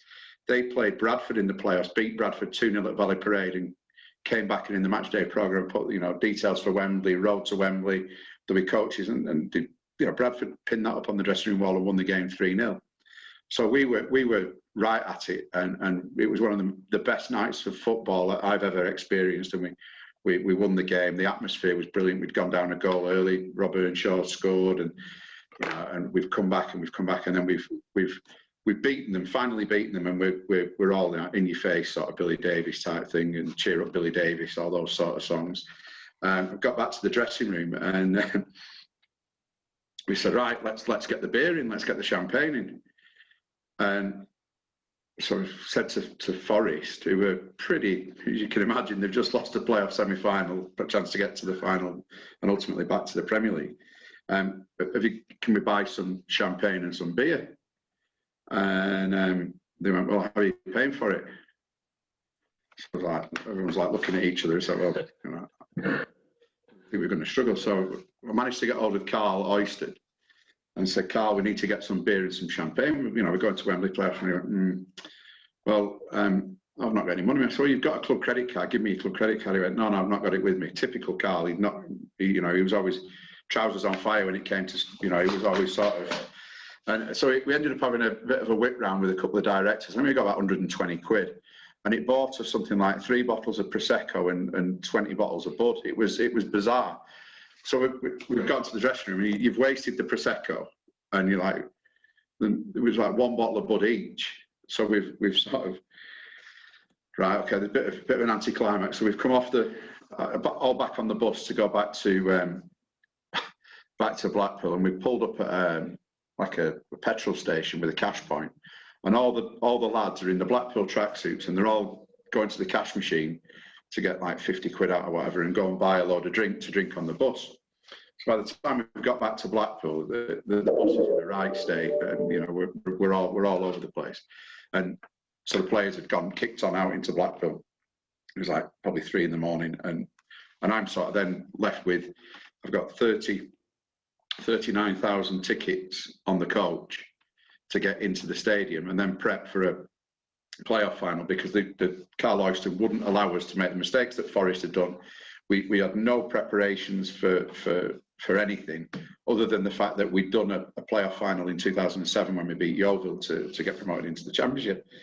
So we've started this sort of process, and I've got into work early on the following morning, and the chairman said, well, where are you up to everything? I said, well, it's pretty much done. And he said, what do you mean it's pretty much done? I said, well, Forest have done it all. I said, no, I'm just taking over their bookings. I've taken over the hotel. I've taken over this. And he went nuts. He said, what are you doing? Well, I'm not spending that much. And I'm like, you've got the richest game in football, in the world of football at the weekend. And he was like, well, I'm not sure we should stay at that. So it's the same hotel we stayed at, ironically, when we were promoted from League One. I said, so that's no different. I said, the ticketing system, you're going to have a ticketing system, because you can't sell 39,000 tickets yourself in less than a week. You just physically can't. And the bizarre thing was, we had our supporters saying, well, I want to sit in the same seat I sat at when we played Yeovil, and we were at the opposite end of the stadium to where we were the first time round. So so we dealt with it, and he finally came round to accepting that that's what we're doing, and the lads were all adamant they wanted new suits again, and so they're saying, well, we need to get this tailor, we want Hugo Boss, we want this, and the chairman was like, no, we had Marks and Spencer suits for the playoff final in 2007, get Marks and Spencer in for the playoff suits this year. And you're like, so we ended up getting Marks and Spencer, the women from Marks and Spencer came down, and we all got new suits that ended up on the P11D as a benefit, by the way. They weren't just donated, the players had to pay tax on it. So, and then we went down to Windsor for the final, and we trained at Bisham Abbey. We trained at Bisham Abbey the day before, and Charlie Adam. Charlie was brilliant. The training was really, really bright, and the lads were that confident. I mean, you've not seen the lads that confident before. and they were messing about on the last day of training. So we're messing about, and Charlie's put a ball about 25 yards out, free kick, and just smacked it into the top corner, and then just walked off the bus in his kit and sort of like smirking with everyone. And we're all like, Charlie, you know, just leave that for tomorrow. He went, I'll do the same tomorrow if I get the chance. And we were like, no, knowing Charlie will put it in the wall or go in Rosehead or whatever. And obviously he did. We got down to breakfast on the morning of the game, and Ian and his wife was with him at the hotel. Ian and his wife were sat there, and I said, you know, Gaffer, how are you feeling? He went, I've had the best night's sleep ever. I really went, yeah, because I've been sleeping in Billy Davies's bed. He said, I was like, fair one. And we got to the game, and it was red hot. It was like 102, 103 degrees pitch side. And we were 3-2 up going into half time, and we were just never ever going to lose it. And then the sheer relief at the final whistle that we'd won it. And it was only when we'd got back in the dressing room that the reality of what that group of players had achieved had hit home. So Ollie had, win or lose, Ollie had said, win or lose, I want a party in London as a thanks after the game. Well, trying to arrange a hotel in central London for 200 people at short notice because I wasn't able to reserve anything was a challenge. So we'd got the Royal Garden at Kensington, and we'd done that. And the guy who, we'd never stayed at the Royal Garden, it was far too fancy for us to ever stay at. And Martin, the manager of the Royal Garden, cracked on he was a Blackpool fan. But everywhere I've been since, he's been a Shrewsbury fan, he's been a Burnley fan. So we've got there, and we've got a party on, and it was players and close family, key staff from the club, and the Oystons and everything. So we've got there, and we've got the playoff trophy, and we're all euphoric. We've all had a good drink, and so we've gone down, and I said, Carl, you're gonna have to put a free bar on here. So he's like, well, what do you mean? I said, you've just won 90 million quid.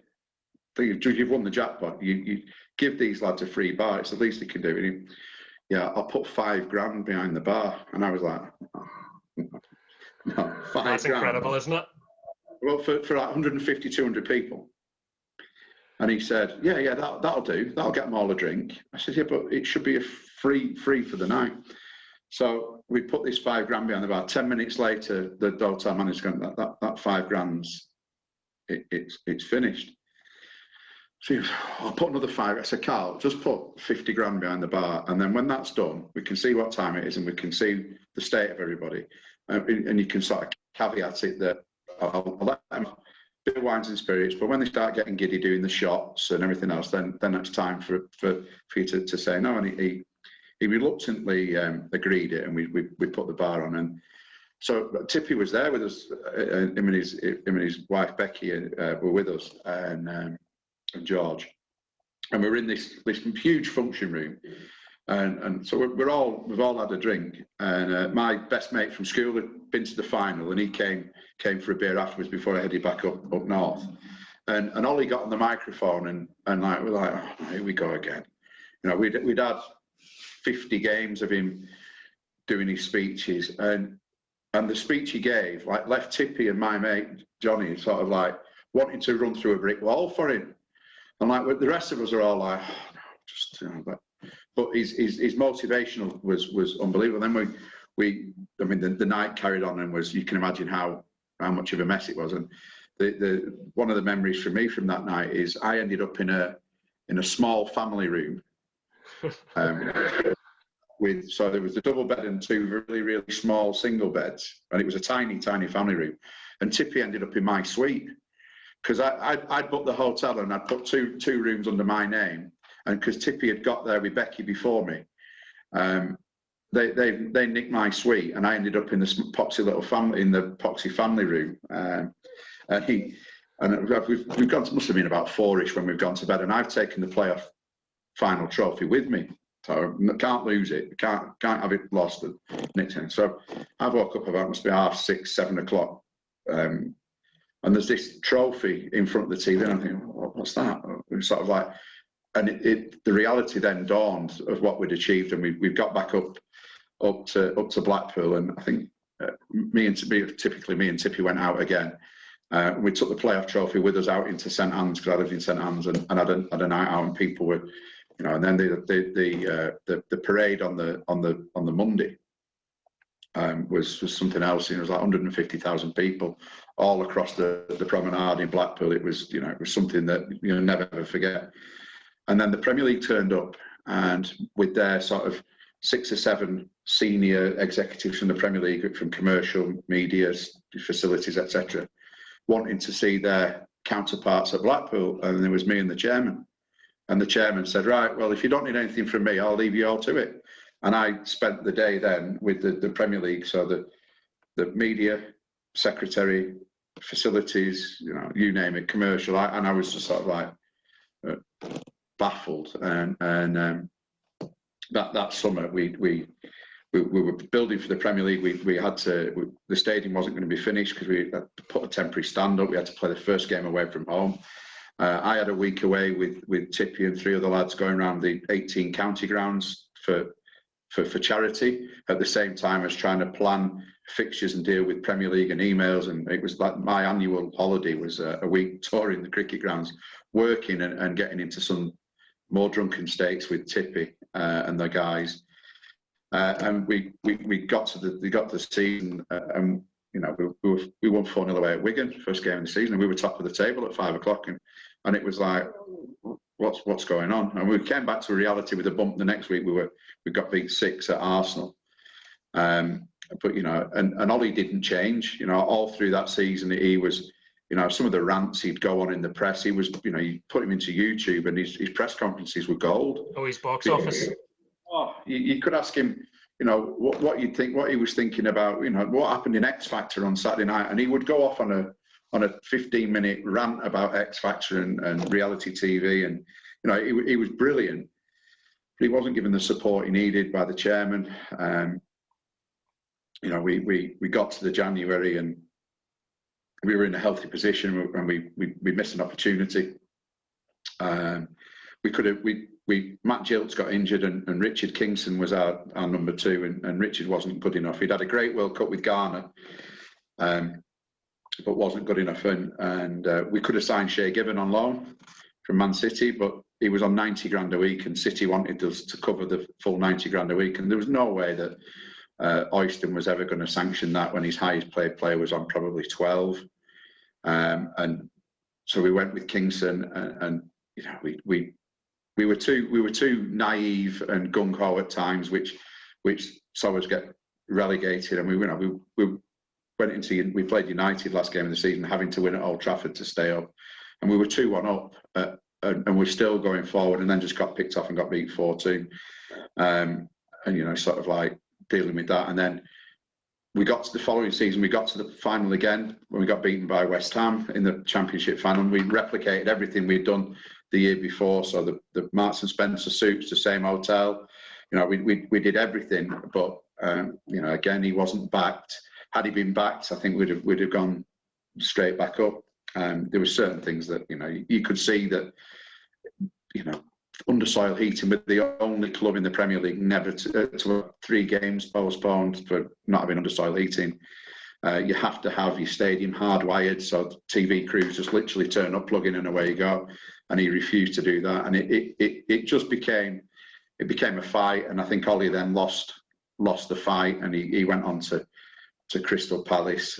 We probably should have given the job to Steve Thompson, who was his number 2, who got what Blackpool was about, got the club, got the ownership, but we didn't. We went for Michael Appleton because he'd done a fantastic job in administration at Portsmouth, and he thought, having worked at Portsmouth in administration, that coming to a club that had just dropped out of the Premier League and got to the playoff final the year before, that he would have a fist of it, and realised quickly that there was less resources and facilities at Blackpool than there was at Portsmouth in administration. And he probably, I think he lasted 6 weeks and went to Blackburn. And then Tomo took up the baton again and was overlooked. And we interviewed Owen Coyle, but Owen Coyle's agent had a previous fallout with Carl Oyston, so that was never going to get anywhere. Sean O'Driscoll, Billy Davis, you know, we must have interviewed half a dozen people, and we gave the job to Paul Ince, who again, socially, Ince, brilliant, absolute brilliant, great company off the field. And he came in and he steadied the ship, and we set off this first full season that Ince was in charge really, really well. Somehow and again, he wasn't backed. I remember meeting him we were out in Portugal for the Football League conference, which a bizarre thing. The Football League used to have their annual conference in Villamora. It was like a stag do for 3 days, rather than just have it over here. We met up with Ince at his place out there, and he wanted to sign X, Y, and Z player, and Oyston sat there nodding, and then in the taxi going back to the hotel, he said, well, I'm not going to sign any of those because they're going to cost too much money. And you think, you know, this is only going to end one way. Ince then left, and Barry Ferguson came in, and got a lot of time for Fergie, and he brought in Bob Malcolm as his number 2, and Malky Thompson as his first team coach. Great guys. I mean, again, the story about which involved Burnley. Blackpool played Burnley on, I think it was Good Friday, at Bloomfield Road, and Fergie was manager, and Stephen Dobby was substitute, and they wanted him to come on, and we were losing the game, and we'd had issues with tennis balls coming on from the fans in protest, and the things at Blackpool were turning sour though. And I think Dobbs had refused to go on, or had said something to Bob Malcolm, and Bob's a big fella, and Bob had took exception to it, and they're like fighting on the touchline. It's live on Sky. And you think, oh no. And then we got to get to the end of the season, and I got the Shrewsbury offer. Fergie was never going to stay. Blackpool was only going to go one way, and I headed down to sunny Shropshire. Having not done the due diligence I probably should have done, I was just desperate to get out of Blackpool. But had a great time at Shrewsbury. Walked into Shrewsbury, we had 5 players under contract, no manager, an assistant manager who had been caretaker, that desperate wanted the job, but I think by his own admission wasn't ready for it. So the chairman was keen on a couple of people. I said, you need to see Mickey Mellon, someone I'd known from when he was at Fleetwood. I'd met him at Leeds earlier in the season, and his attitude had changed, and he'd really impressed me with what he'd done outside of football in terms of man management, engaging with people, etc. Went to Shrewsbury and said, right, you need to see Mickey Mellon before you make a decision. See Mickey, you'll be impressed. So I said to Mick, I said, would you be interested? Yeah, I'd be interested. So they had a 5-hour interview, the chairman and Mick, and they've come out, and Mickey's rang me, he's gone, Jesus, he can talk. And whilst he's on the phone to me, the chairman of Shrewsbury's left me a message going, Jesus, he can talk. And we had a fantastic year. So we had 5 players under contract, appointed Mickey, and when we basically paid 2 players up, and we're left with 3 players.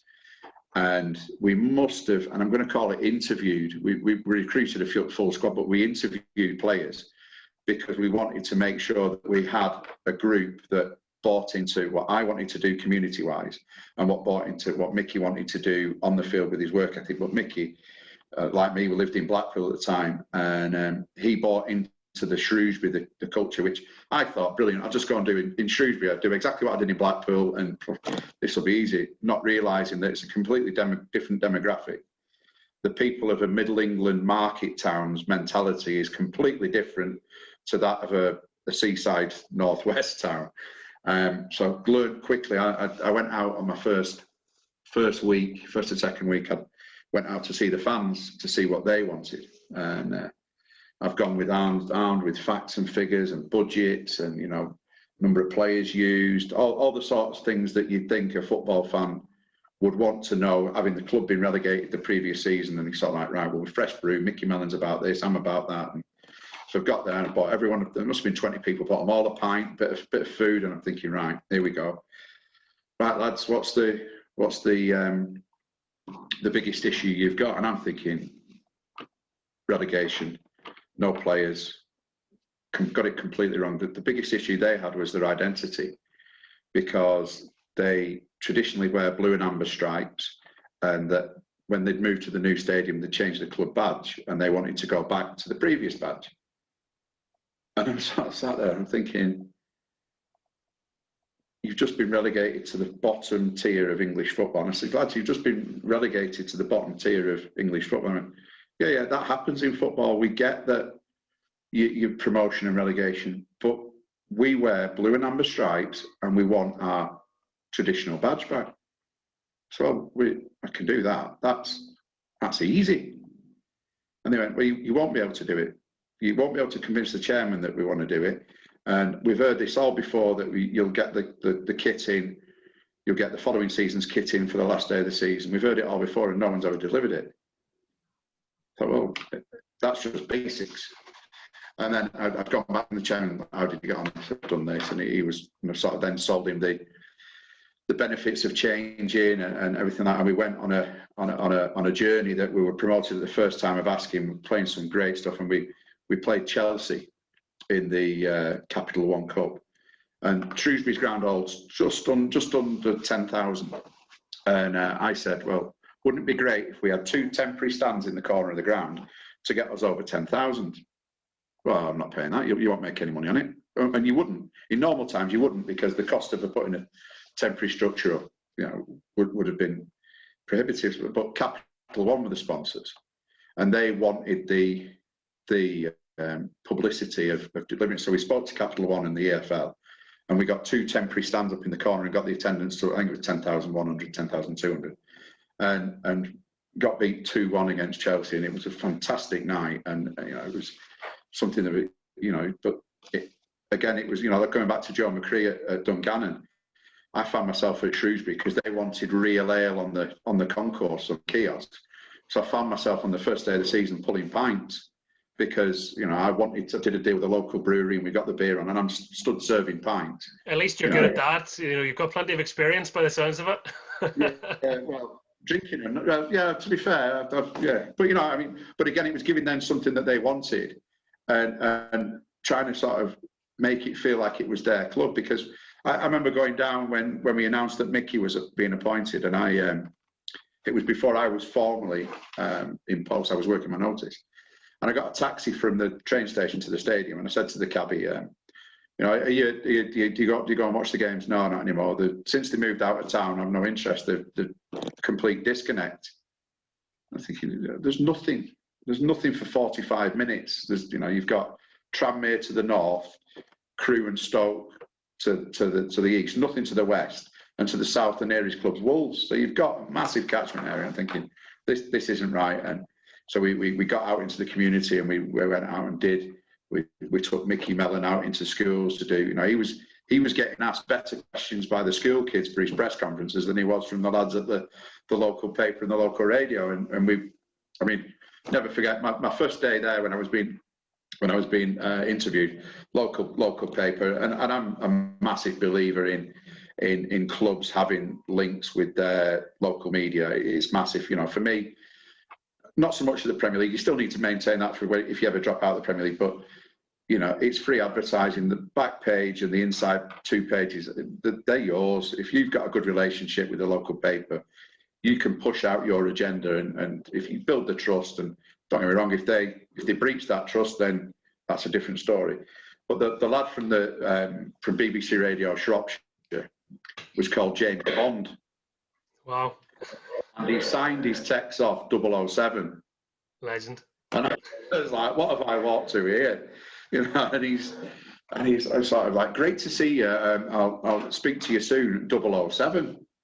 I'm like, 007. So I'd said to the chairman, who's this? Whose number's this?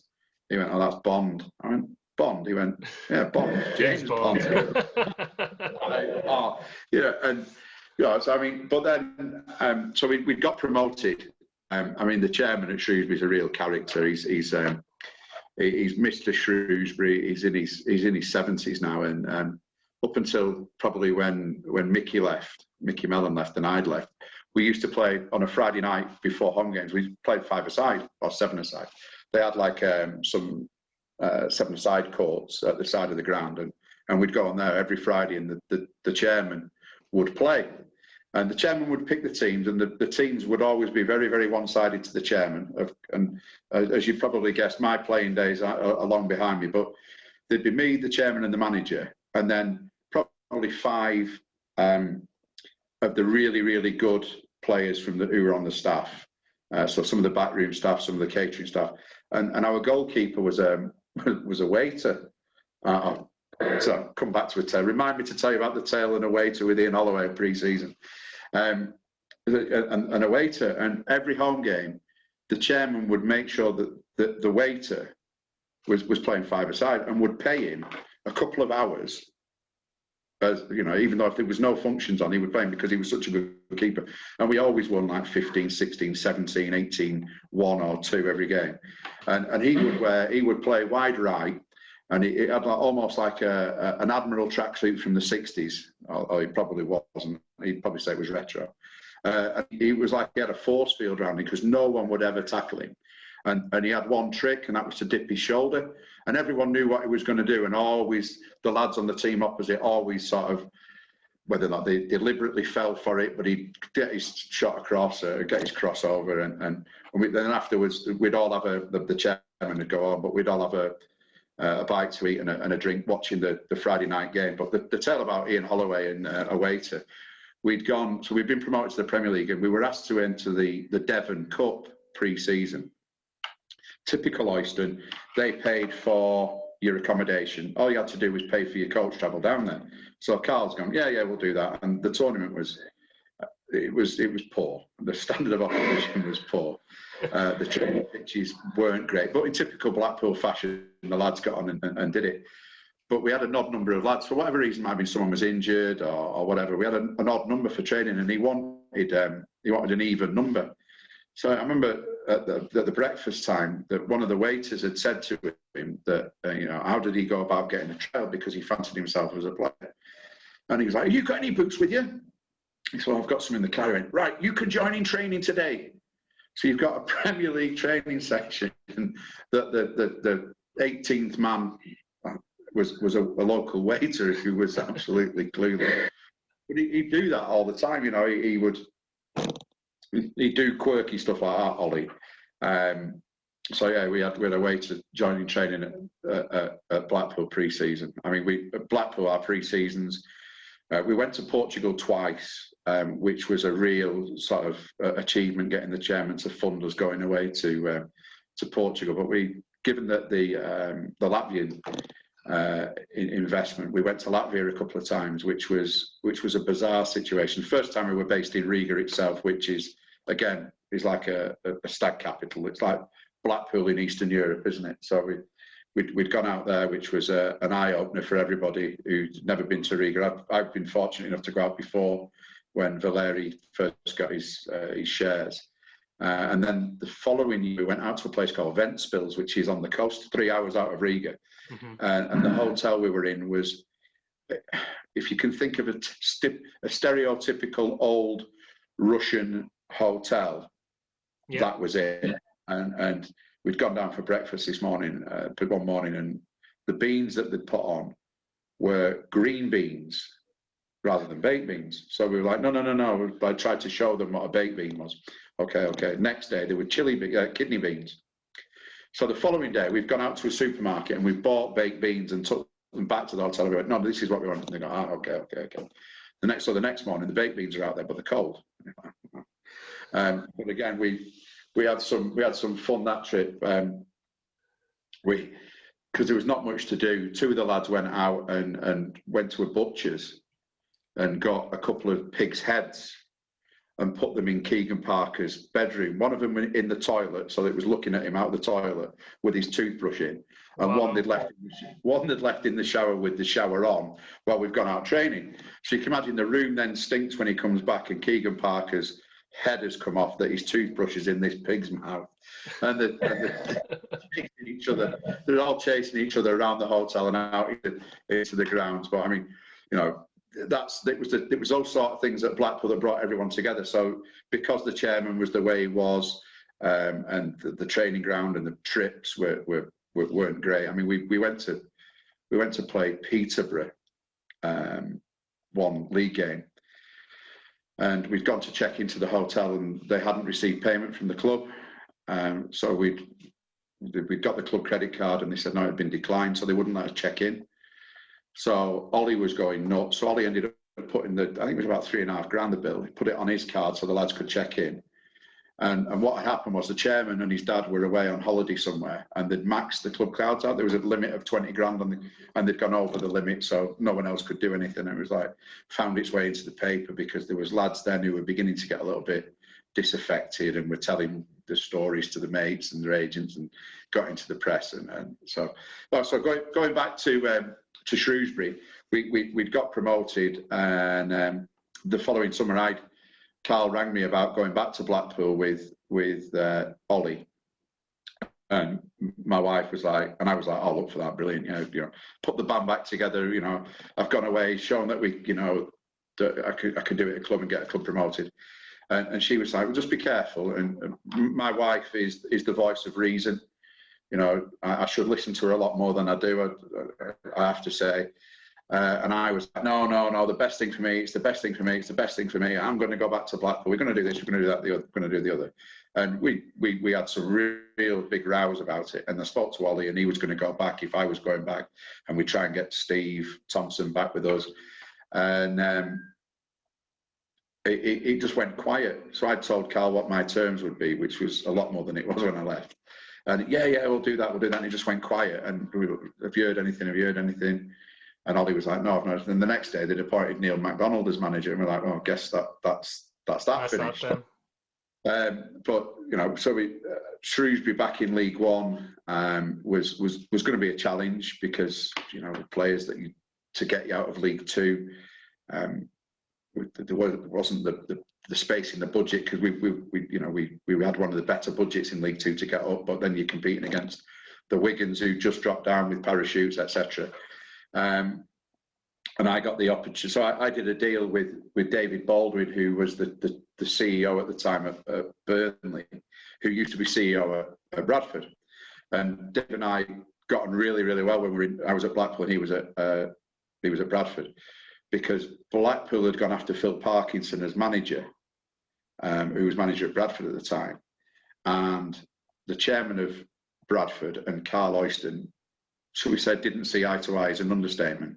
And Dave and I had to sort of surf our way through that. And they then came after one of Blackpool's players on loan. And I was like, I'll try, but because it was the right move for the player, but the personalities above prevented it.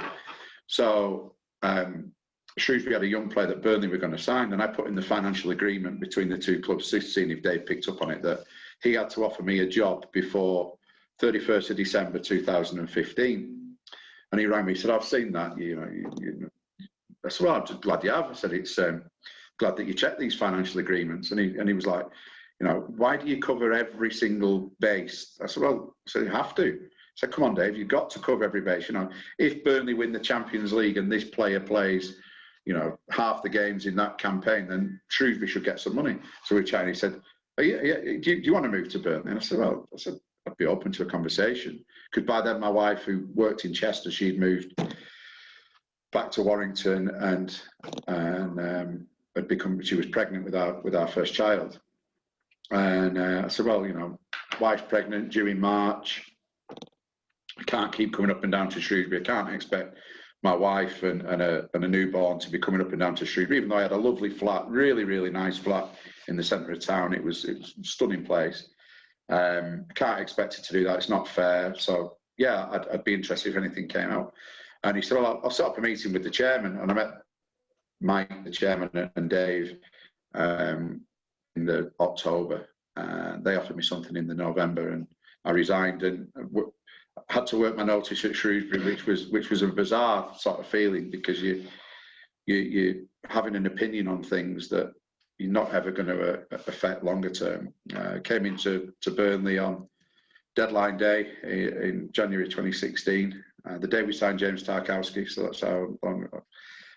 And we were promoted at the end of that season. So my CV says that I came in, Burnley were fourth in the Championship when I arrived, and they finished champions that season. But as much as I'll try and claim the credit for it, I had no impact on any of it, and was very much an outsider for the first 6 months. Well, I got my head round exactly what Burnley did and what Burnley was about, and how different Burnley was to Blackpool, to Shrewsbury, to Oldham. But it came about by you kind of being a wee bit cheeky and saying, hey, what about me? Absolutely. Absolutely. You know, and the fact it's an hour from home was a bonus.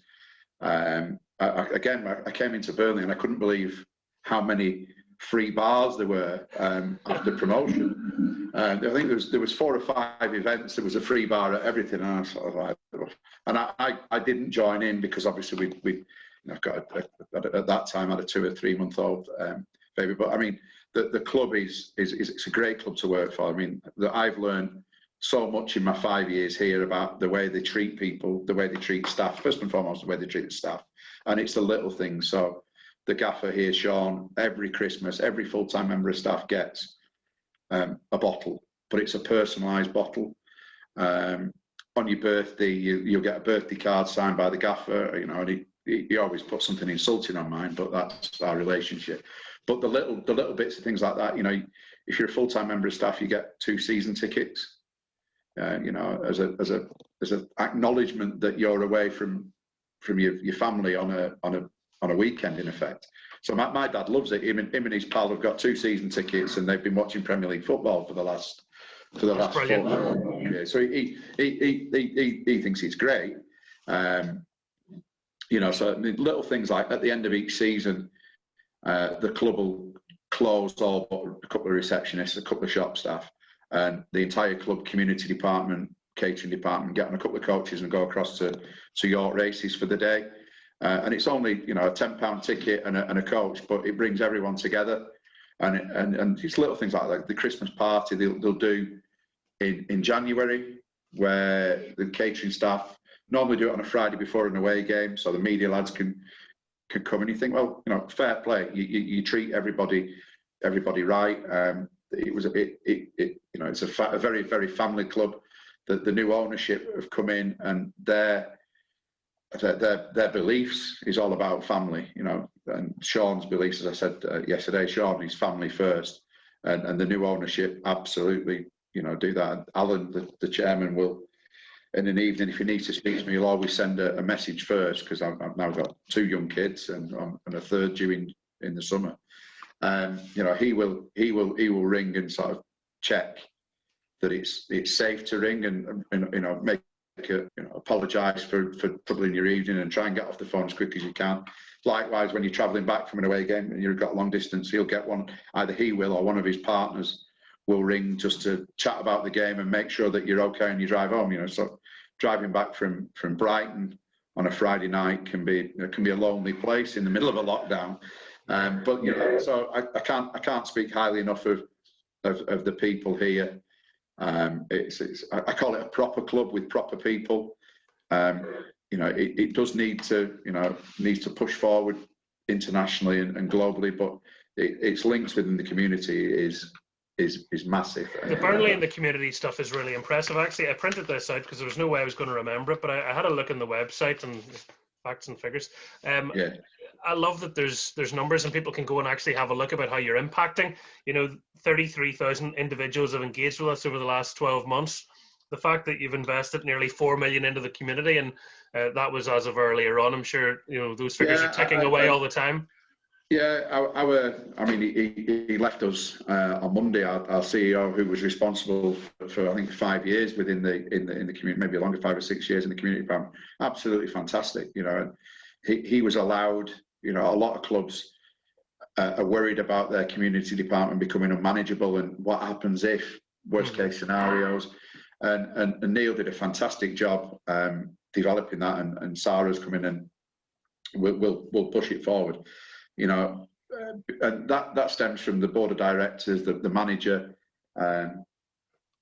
you know, really buy into the community. You know, obviously Sean's family home's down in Northampton. He has a place up here, and you know, he's not one to shy away. He'll go out, and you know, where he lives is a mix between Blackburn and Burnley fans. So he you know, initially he got a little bit of stick, but now he's become Burnley-fied, Sean, in a lot of ways. He gets it, and that's important, that people get it. You know, when I went into Shrewsbury, you need to get it, and get it quick for you to have any sort of success. You know, you need to know what works, what doesn't work, who works, you know, and the biggest thing is communication, you know, and you know, your supporter base and interacting with your supporters. I know some of the things we did at Shrewsbury, you know, we let them do a pie idol, we called it, just to decide what pies that were sold on the concourse. Well, why would I dictate to them what they were going to eat? They're the ones who are going to eat it. So let them pick. You know, if it was Nescafe Gold Blend or Kenco, I'm not fussed. You decide. You're the customers, and you end up seeing the secondary spend increase. You know, we took the concourse catering in house and upped our revenue. I mean, it's a lot of hard work, but you know, when you know, hard work should reap its rewards, and you know, and we did that. You know, I mean, funny tale at Shrewsbury again. We had a darts event because the darts at the Winter Gardens at Blackpool, and the chief exec of the PDC used to be chief exec of Orient, Matt Porter, good lad, Matt. So whenever they're in Blackpool, I'll always go and have a coffee with him and catch up. And I said, I want to do a darts event at Shrewsbury because, you know, this sleepy market town, I think once they've got a drink inside them, they come alive. And we got Michael Van Gerwen down and Mark Webster. And it was like 250 sellout on Friday night. Brilliant, really good night. And Van Gerwen turned up at the stadium, and the guy on the reception, have you got your ticket? He said, I don't need a ticket. He went, oh no, the event's sold out. And he said, oh, brilliant that it's sold out. He said, but I don't need a ticket. And he's like, no, sorry mate, you can't come in unless you've got a ticket. Oh, that's awful. He said, well, I'm Michael Van Gerwen. He said, I don't care who you are. If you've not got a ticket, you can't come in. He said, I am the main event. Look at the poster and then look at me. And he's got, oh shit, I'm really, really sorry, really. And so he's come to me and went, you've got some great security staff there, type thing. But I mean, he was brilliant. We had him on 2 occasions at Shrewsbury, and he was absolutely fantastic. Because you'd hear stories that he was arrogant and he wasn't approachable. No, he was a complete opposite. He was in the kitchen with the chefs, having the banter and trying to get himself some food.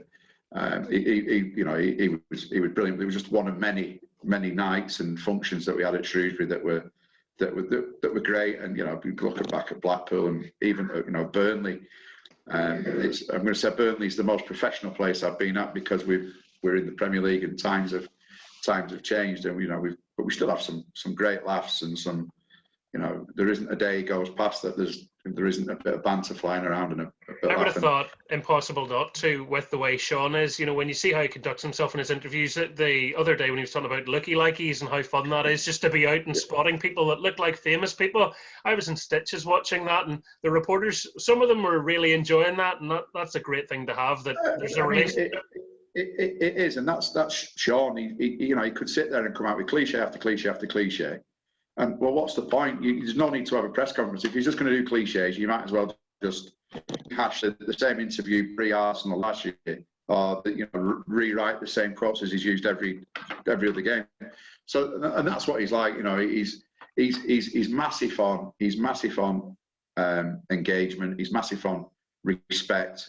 He will say good morning to whoever, because it's basic manners, and he doesn't like people that think that they're too good to speak to. You know, the under-9s parent that will arrive at 5 o'clock as we're leaving. You know, how are you doing? It costs nothing, and he's massive on that. And you know, as I said yesterday, that's our dressing room is unique. It is so tight knit. They socialise as a group. With the wives socialise and girlfriends socialise. The club looks after them. You know, whenever a member of staff becomes a parent or has another child or whatever, the club is sending flowers, and that doesn't matter if you're Nick Pope or if you're the lad that empties the bins. You're treated the same in that respect. You think fair play, and that comes from Sean and the board. I mean, Sean absolutely different class as a he wants high standards. Don't get me wrong, and if he'll let you know if you're not hitting the standards he expects, he'd let you know. But first class, and he he deserves to be at a top six club. I'm not advocating that he leaves anytime soon, because you know, he's done such a fantastic job and continues to do a fantastic job. But you know, you'd think, you know, would Pep do the same job at Burnley that Sean's done? But you're pretty sure that Sean could do a similar job to what Pep's done at Man City. I would love to see that experiment. Yeah. They should have done that with the COVID season. They should have said, like, this is really for nothing, but we're just going to swap you all around because people need a laugh. Well, I mean, he was. I think he had his. Sean had his eye. It does not much surprises Sean. And then we played in the Europa League. We had that bizarre situation where we'd finished 7th and qualified for Europe for the first time in 50 odd years, and we were drawn away in the first qualifying round away at Aberdeen.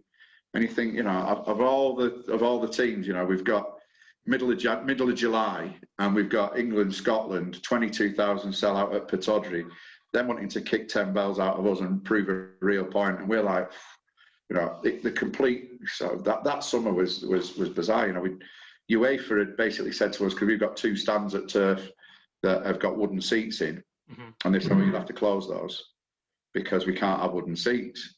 And we did an experiment that the plastic seats were a lot more flammable than the wooden seats. And so we got the agreement with, if we did get beyond the qualifiers, that we had to reseat to reseat one stand, and it became a nightmare. And we beat Aberdeen, and then it was every Thursday in from mid-July to the end of August we were playing Europa games, and we drew Istanbul Başakşehir, which is one of the lesser known Istanbul clubs. And you know, I'd never been to Istanbul. Man United this season. Yeah, they did, and they're having a stinker. I've kept in touch with. You know, it's surprising when you play these teams, you keep in touch. Mustafa at Istanbul, we swap texts on a regular basis, and you know, it was like we'd gone out for the recce to get the team hotel arranged and look at the routes and go to the stadium and just generally check on things. And I'd never been to Istanbul, and it was like something off one of these films that you see when you walk out. It's east meets west, obviously, and it's like, wow. And we arrived there at like 11 o'clock at night, and it was a scary place, you know, for a working class lad from Oldham that only ever does 2 weeks in Tenerife type thing. It was like, whoa, wow. So to go out there and the added thing of us, because we're not one of these teams that take security with us, and you know, the lads that we played at Spurs on Sunday, the lads have gone back to Euston to get the train back home, and because they're there 20 minutes early, they're wandering around getting a magazine and something to eat and drink from WH Smith, and you're thinking, I can't see Marcus Rashford getting a bottle of pop in WH Smith's and a magazine. But you know, that's what Sean wants. He wants us to retain our earthiness. But we've gone out to Istanbul for the recce, and so right, we need to create an area that all Burnley fans can go and have a drink.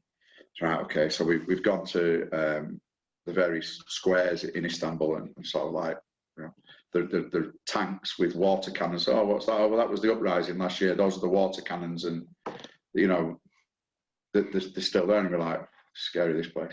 So we found an area, and we've gone and seen some bar owners and got everything ready, and left a load of Burnley shirts, only to find out that that's the area of Istanbul that the team Besiktas use. Okay. And their high supporters all based there on a match night, and they were at home on the same night as Başakşehir, so it was a complete shift. And we went out to the Blue Mosque in the square there, and you know, having to arrange transport for 600-700 Burnley fans to get from the centre of Istanbul out to the stadium, where the club aren't a popular club because the president's involvement and all the sort of political sort of connotations that are involved in that. So we went out there, and it was Joe Hart's first game, and Harty had arrived at Manchester Airport to travel with the team, and we'd agreed that the ancillary staff, so the ticket office staff, the stewards, the media lads, wouldn't travel with the team because they wouldn't travel with the team normally, so we tried to keep it as normal as possible. And Harty had turned up and he brought his out-of-date passport. Oh no. Oh no. So we managed to get Harty onto our flight, which was a scheduled Manchester to Istanbul flight, and put him in business class. And Joe, I'd worked with Joe at Blackpool. We'd signed Joe at Blackpool the year we'd got promoted from League One, so I sort of knew of him and sort of looked after him, and we took him in, and so he's in first class. And word had got round that he was in first class, and there were quite a lot of Burnley fans on this scheduled flight from Istanbul. And Harty's got his seat back and is asleep. And there's throughout the 4-hour flight, there was just a procession of Burnley fans walking sort of like up the flight.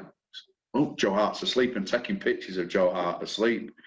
And then we sort of had to say to the cabin crew, can you just give him a bit of, well, the toilets, but the toilets in first class and not the toilets in. So we got, and Joe was brilliant about it. He was sort of laughing, and when he sort of, you'd see one eye open and Joe sort of like, do you want a photo? And he'd sit up, have a photo. Well, when he's done all those commercials, Matt, he's going to get even more attention.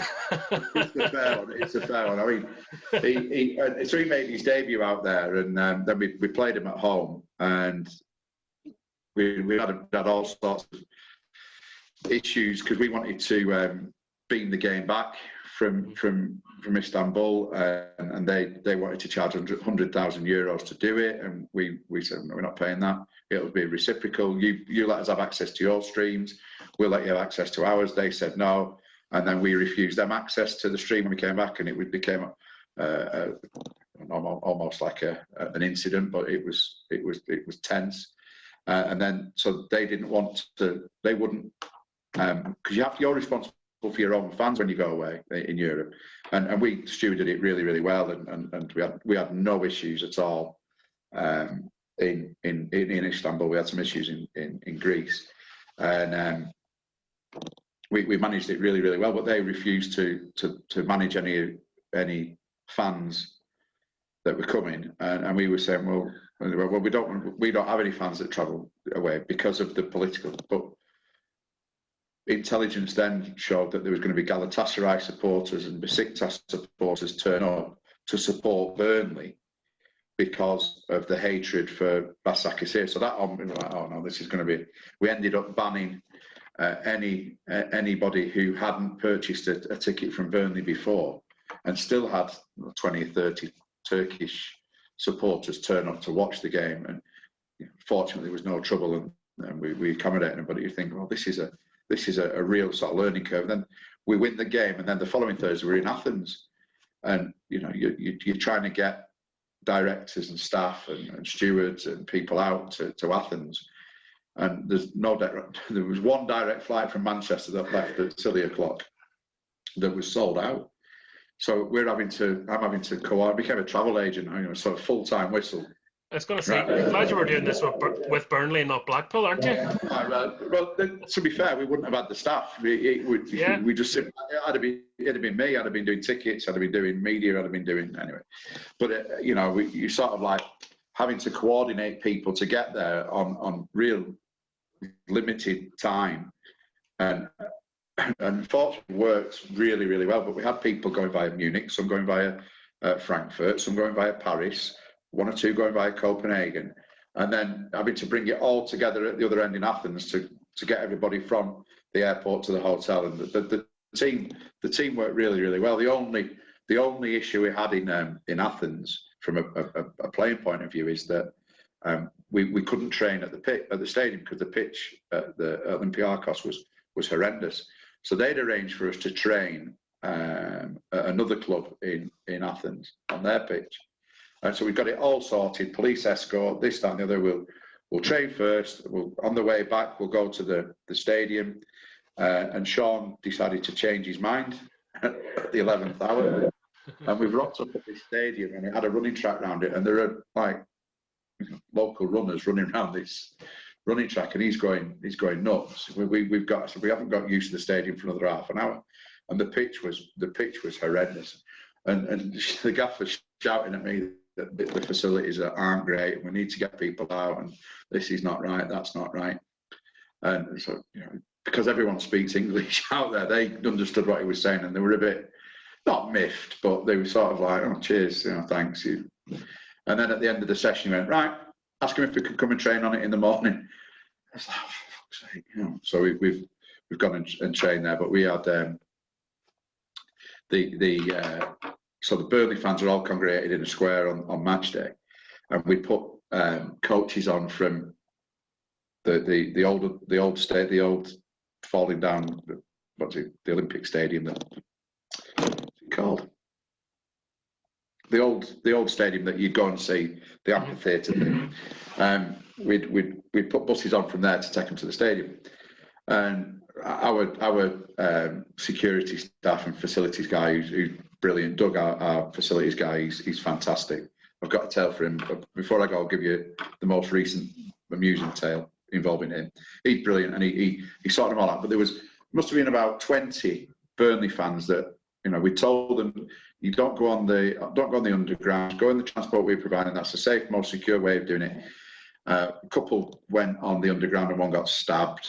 And you think, that's why we told you not to do that, because drunken English fans, you're seen as a bit of a target.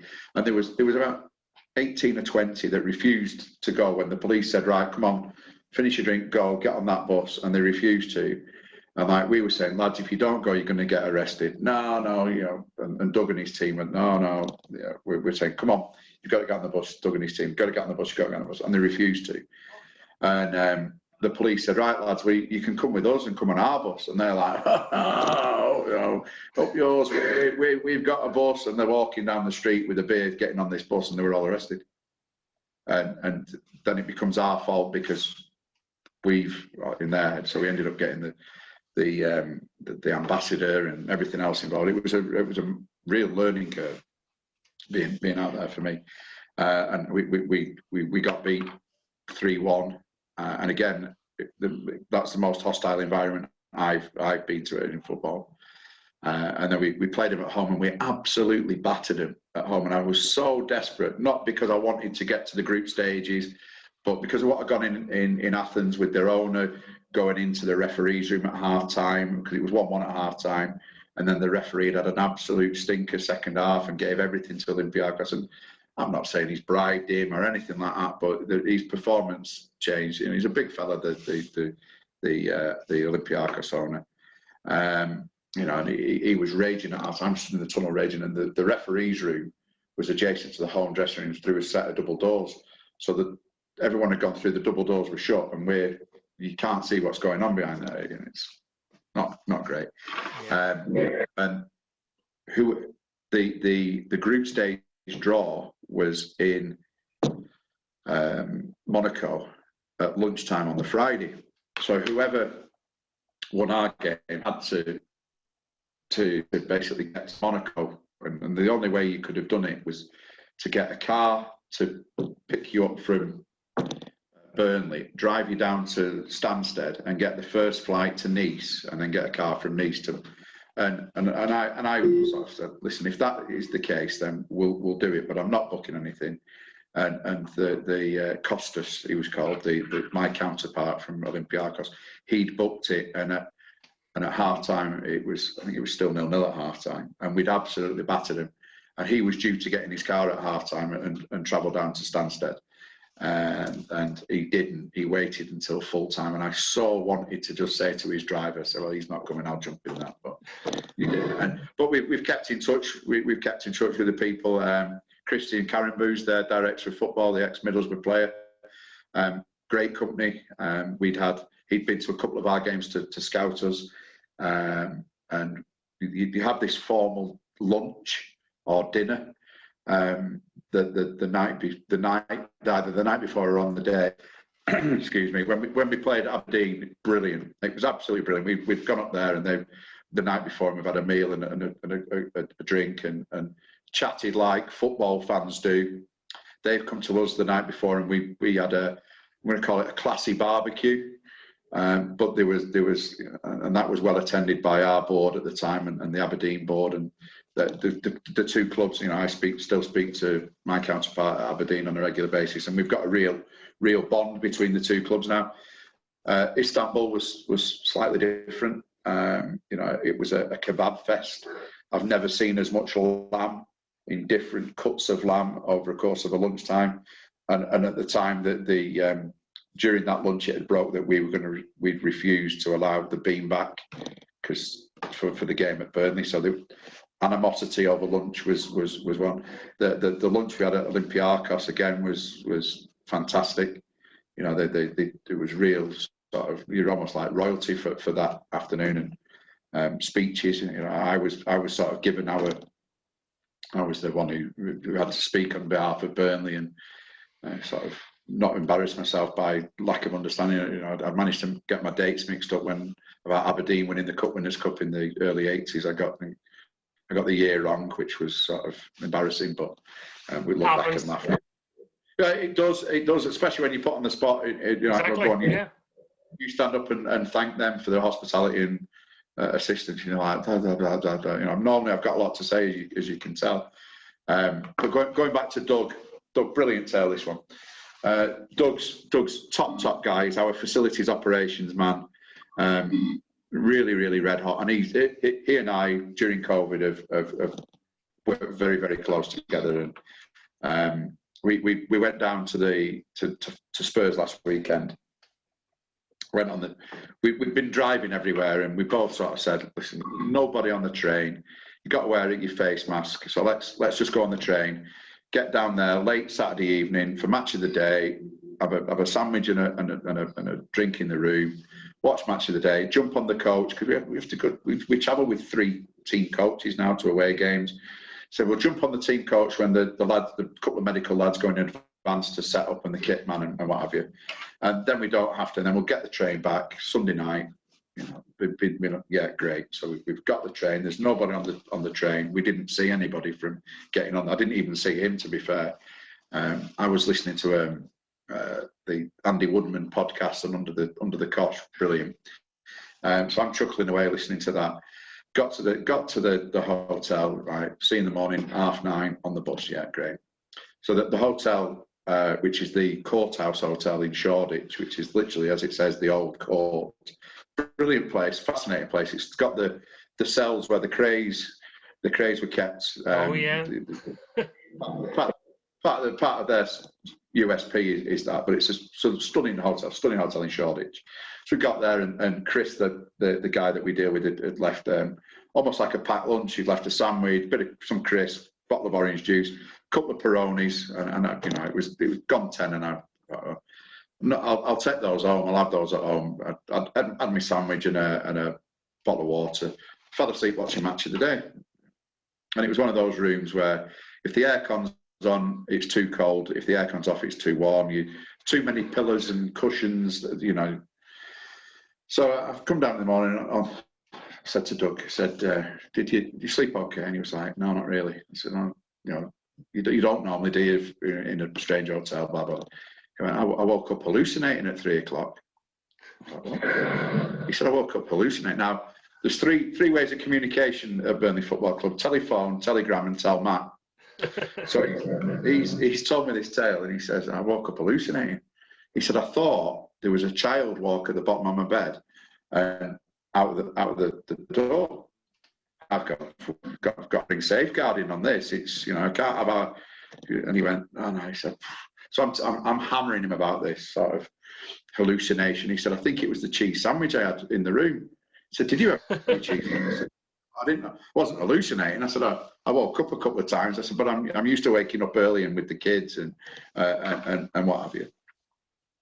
So I've taken the mick. I've gone into the office on Tuesday at the stadium, and I'm saying, "What about Doug? Hallucinating at the hotel?" I said, "He only had 1 bottle of Peroni." He said, he's seeing double." And stupidly, he volunteered this next bit. He said, "Well, I was telling my wife about it." He said, "And she's got on Google, and I wasn't hallucinating. I saw a ghost." There you go. And I'm like, no. So he said, I stop in that hotel again. So I'm like, hammering about that. So I'm telling everyone.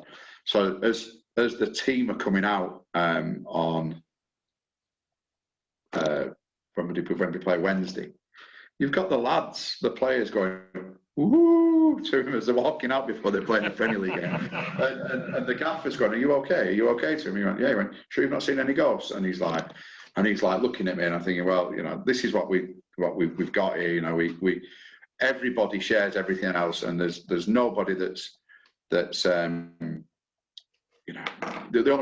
don't hammer the manager. That's the only rule that we have. He hammers everybody. Yeah, well, it is, and it's people should learn that. But you don't hammer. We all hammer each other. We all respect each other in the job that they do. We've got a real tight knit group of people, and particularly over COVID, it's brought people closer together and working a lot closer, and people probably got a lot more respect for the job that everybody else is doing because you see it firsthand. I can't wait for fans to get back in, to be fair, but it's been a massive learning curve the last 12 months as it's been now, hasn't it, since they started. But you look back and some of the things we've done, and we've following sat-nav out of stadiums and getting lost and ended up in the centre of London, and coming back from Crystal Palace on a middle of July after a night kick-off, and you're sort of like driving through the centre of London wondering where you are, and then we've gone in convoy in the past, and I've sort of rang the lad who I think is at the front of the convoy saying, "Where's Doug gone?" And he said, "Well, he's behind me," and I'm like, "No, I'm behind you," and "No, you're not," and he's like, "Well, where are you?" "I'm on the North Circular." He's like, "Well, we're on the M1 type thing," So we've had some laughs, and I think that's the big thing of football is you've got to put a smile on people's faces. You don't get too carried away when you win, don't get too carried away when you lose. You've got to carry on, smiling, and one of the things that I try and do is put a smile on people's faces in the office, be it here at the training ground or at the stadium, because life's a serious thing, and I think we all would love to win the Euro Millions and not have to work for a living, but at the end of the day, we're all in it together. The same goal is to get 3 points, to stay in the Premier League in Burnley's case, and if we can play our little part to do that, then we do. And for me, I've been involved in this for 20 years, and I've seen so many things change. And the things that we were doing with Steve McMahon back in 2002 are a distant memory. It's people say, "Oh, it's the same as it was." No, it isn't. It isn't. It's a lot more professional at all levels. The standards are a lot higher, expectations are a lot higher, players are a lot fitter. The pitches even now, 20 years on, are much better.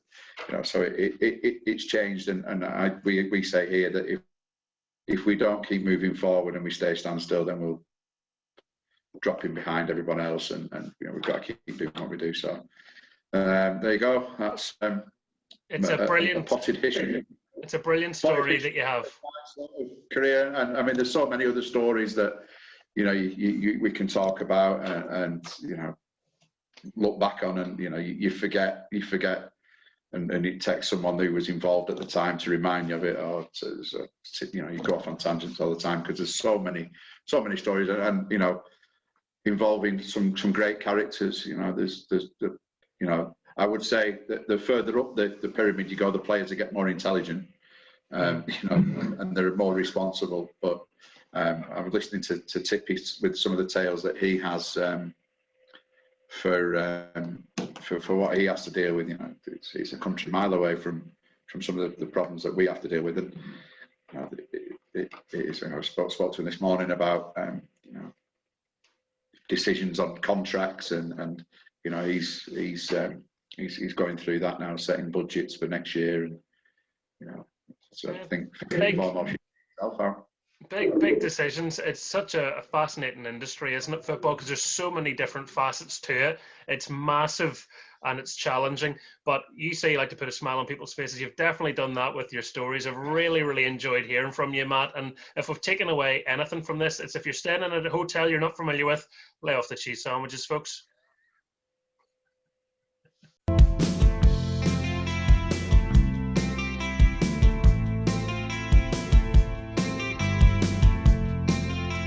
Thank you for listening to the Michael Clark Show podcast. You can follow me at mclarkshow on Facebook, Twitter and Instagram.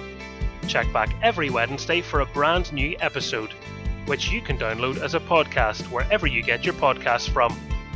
You can also watch the entire interview via my YouTube channel. That is youtube.com/The Michael Clark Show. And if you like our theme song, it has been kindly provided by the brilliant SX70. Search for SX-70 on Spotify to stream their music. Until next Wednesday, take care. I'll speak to you soon.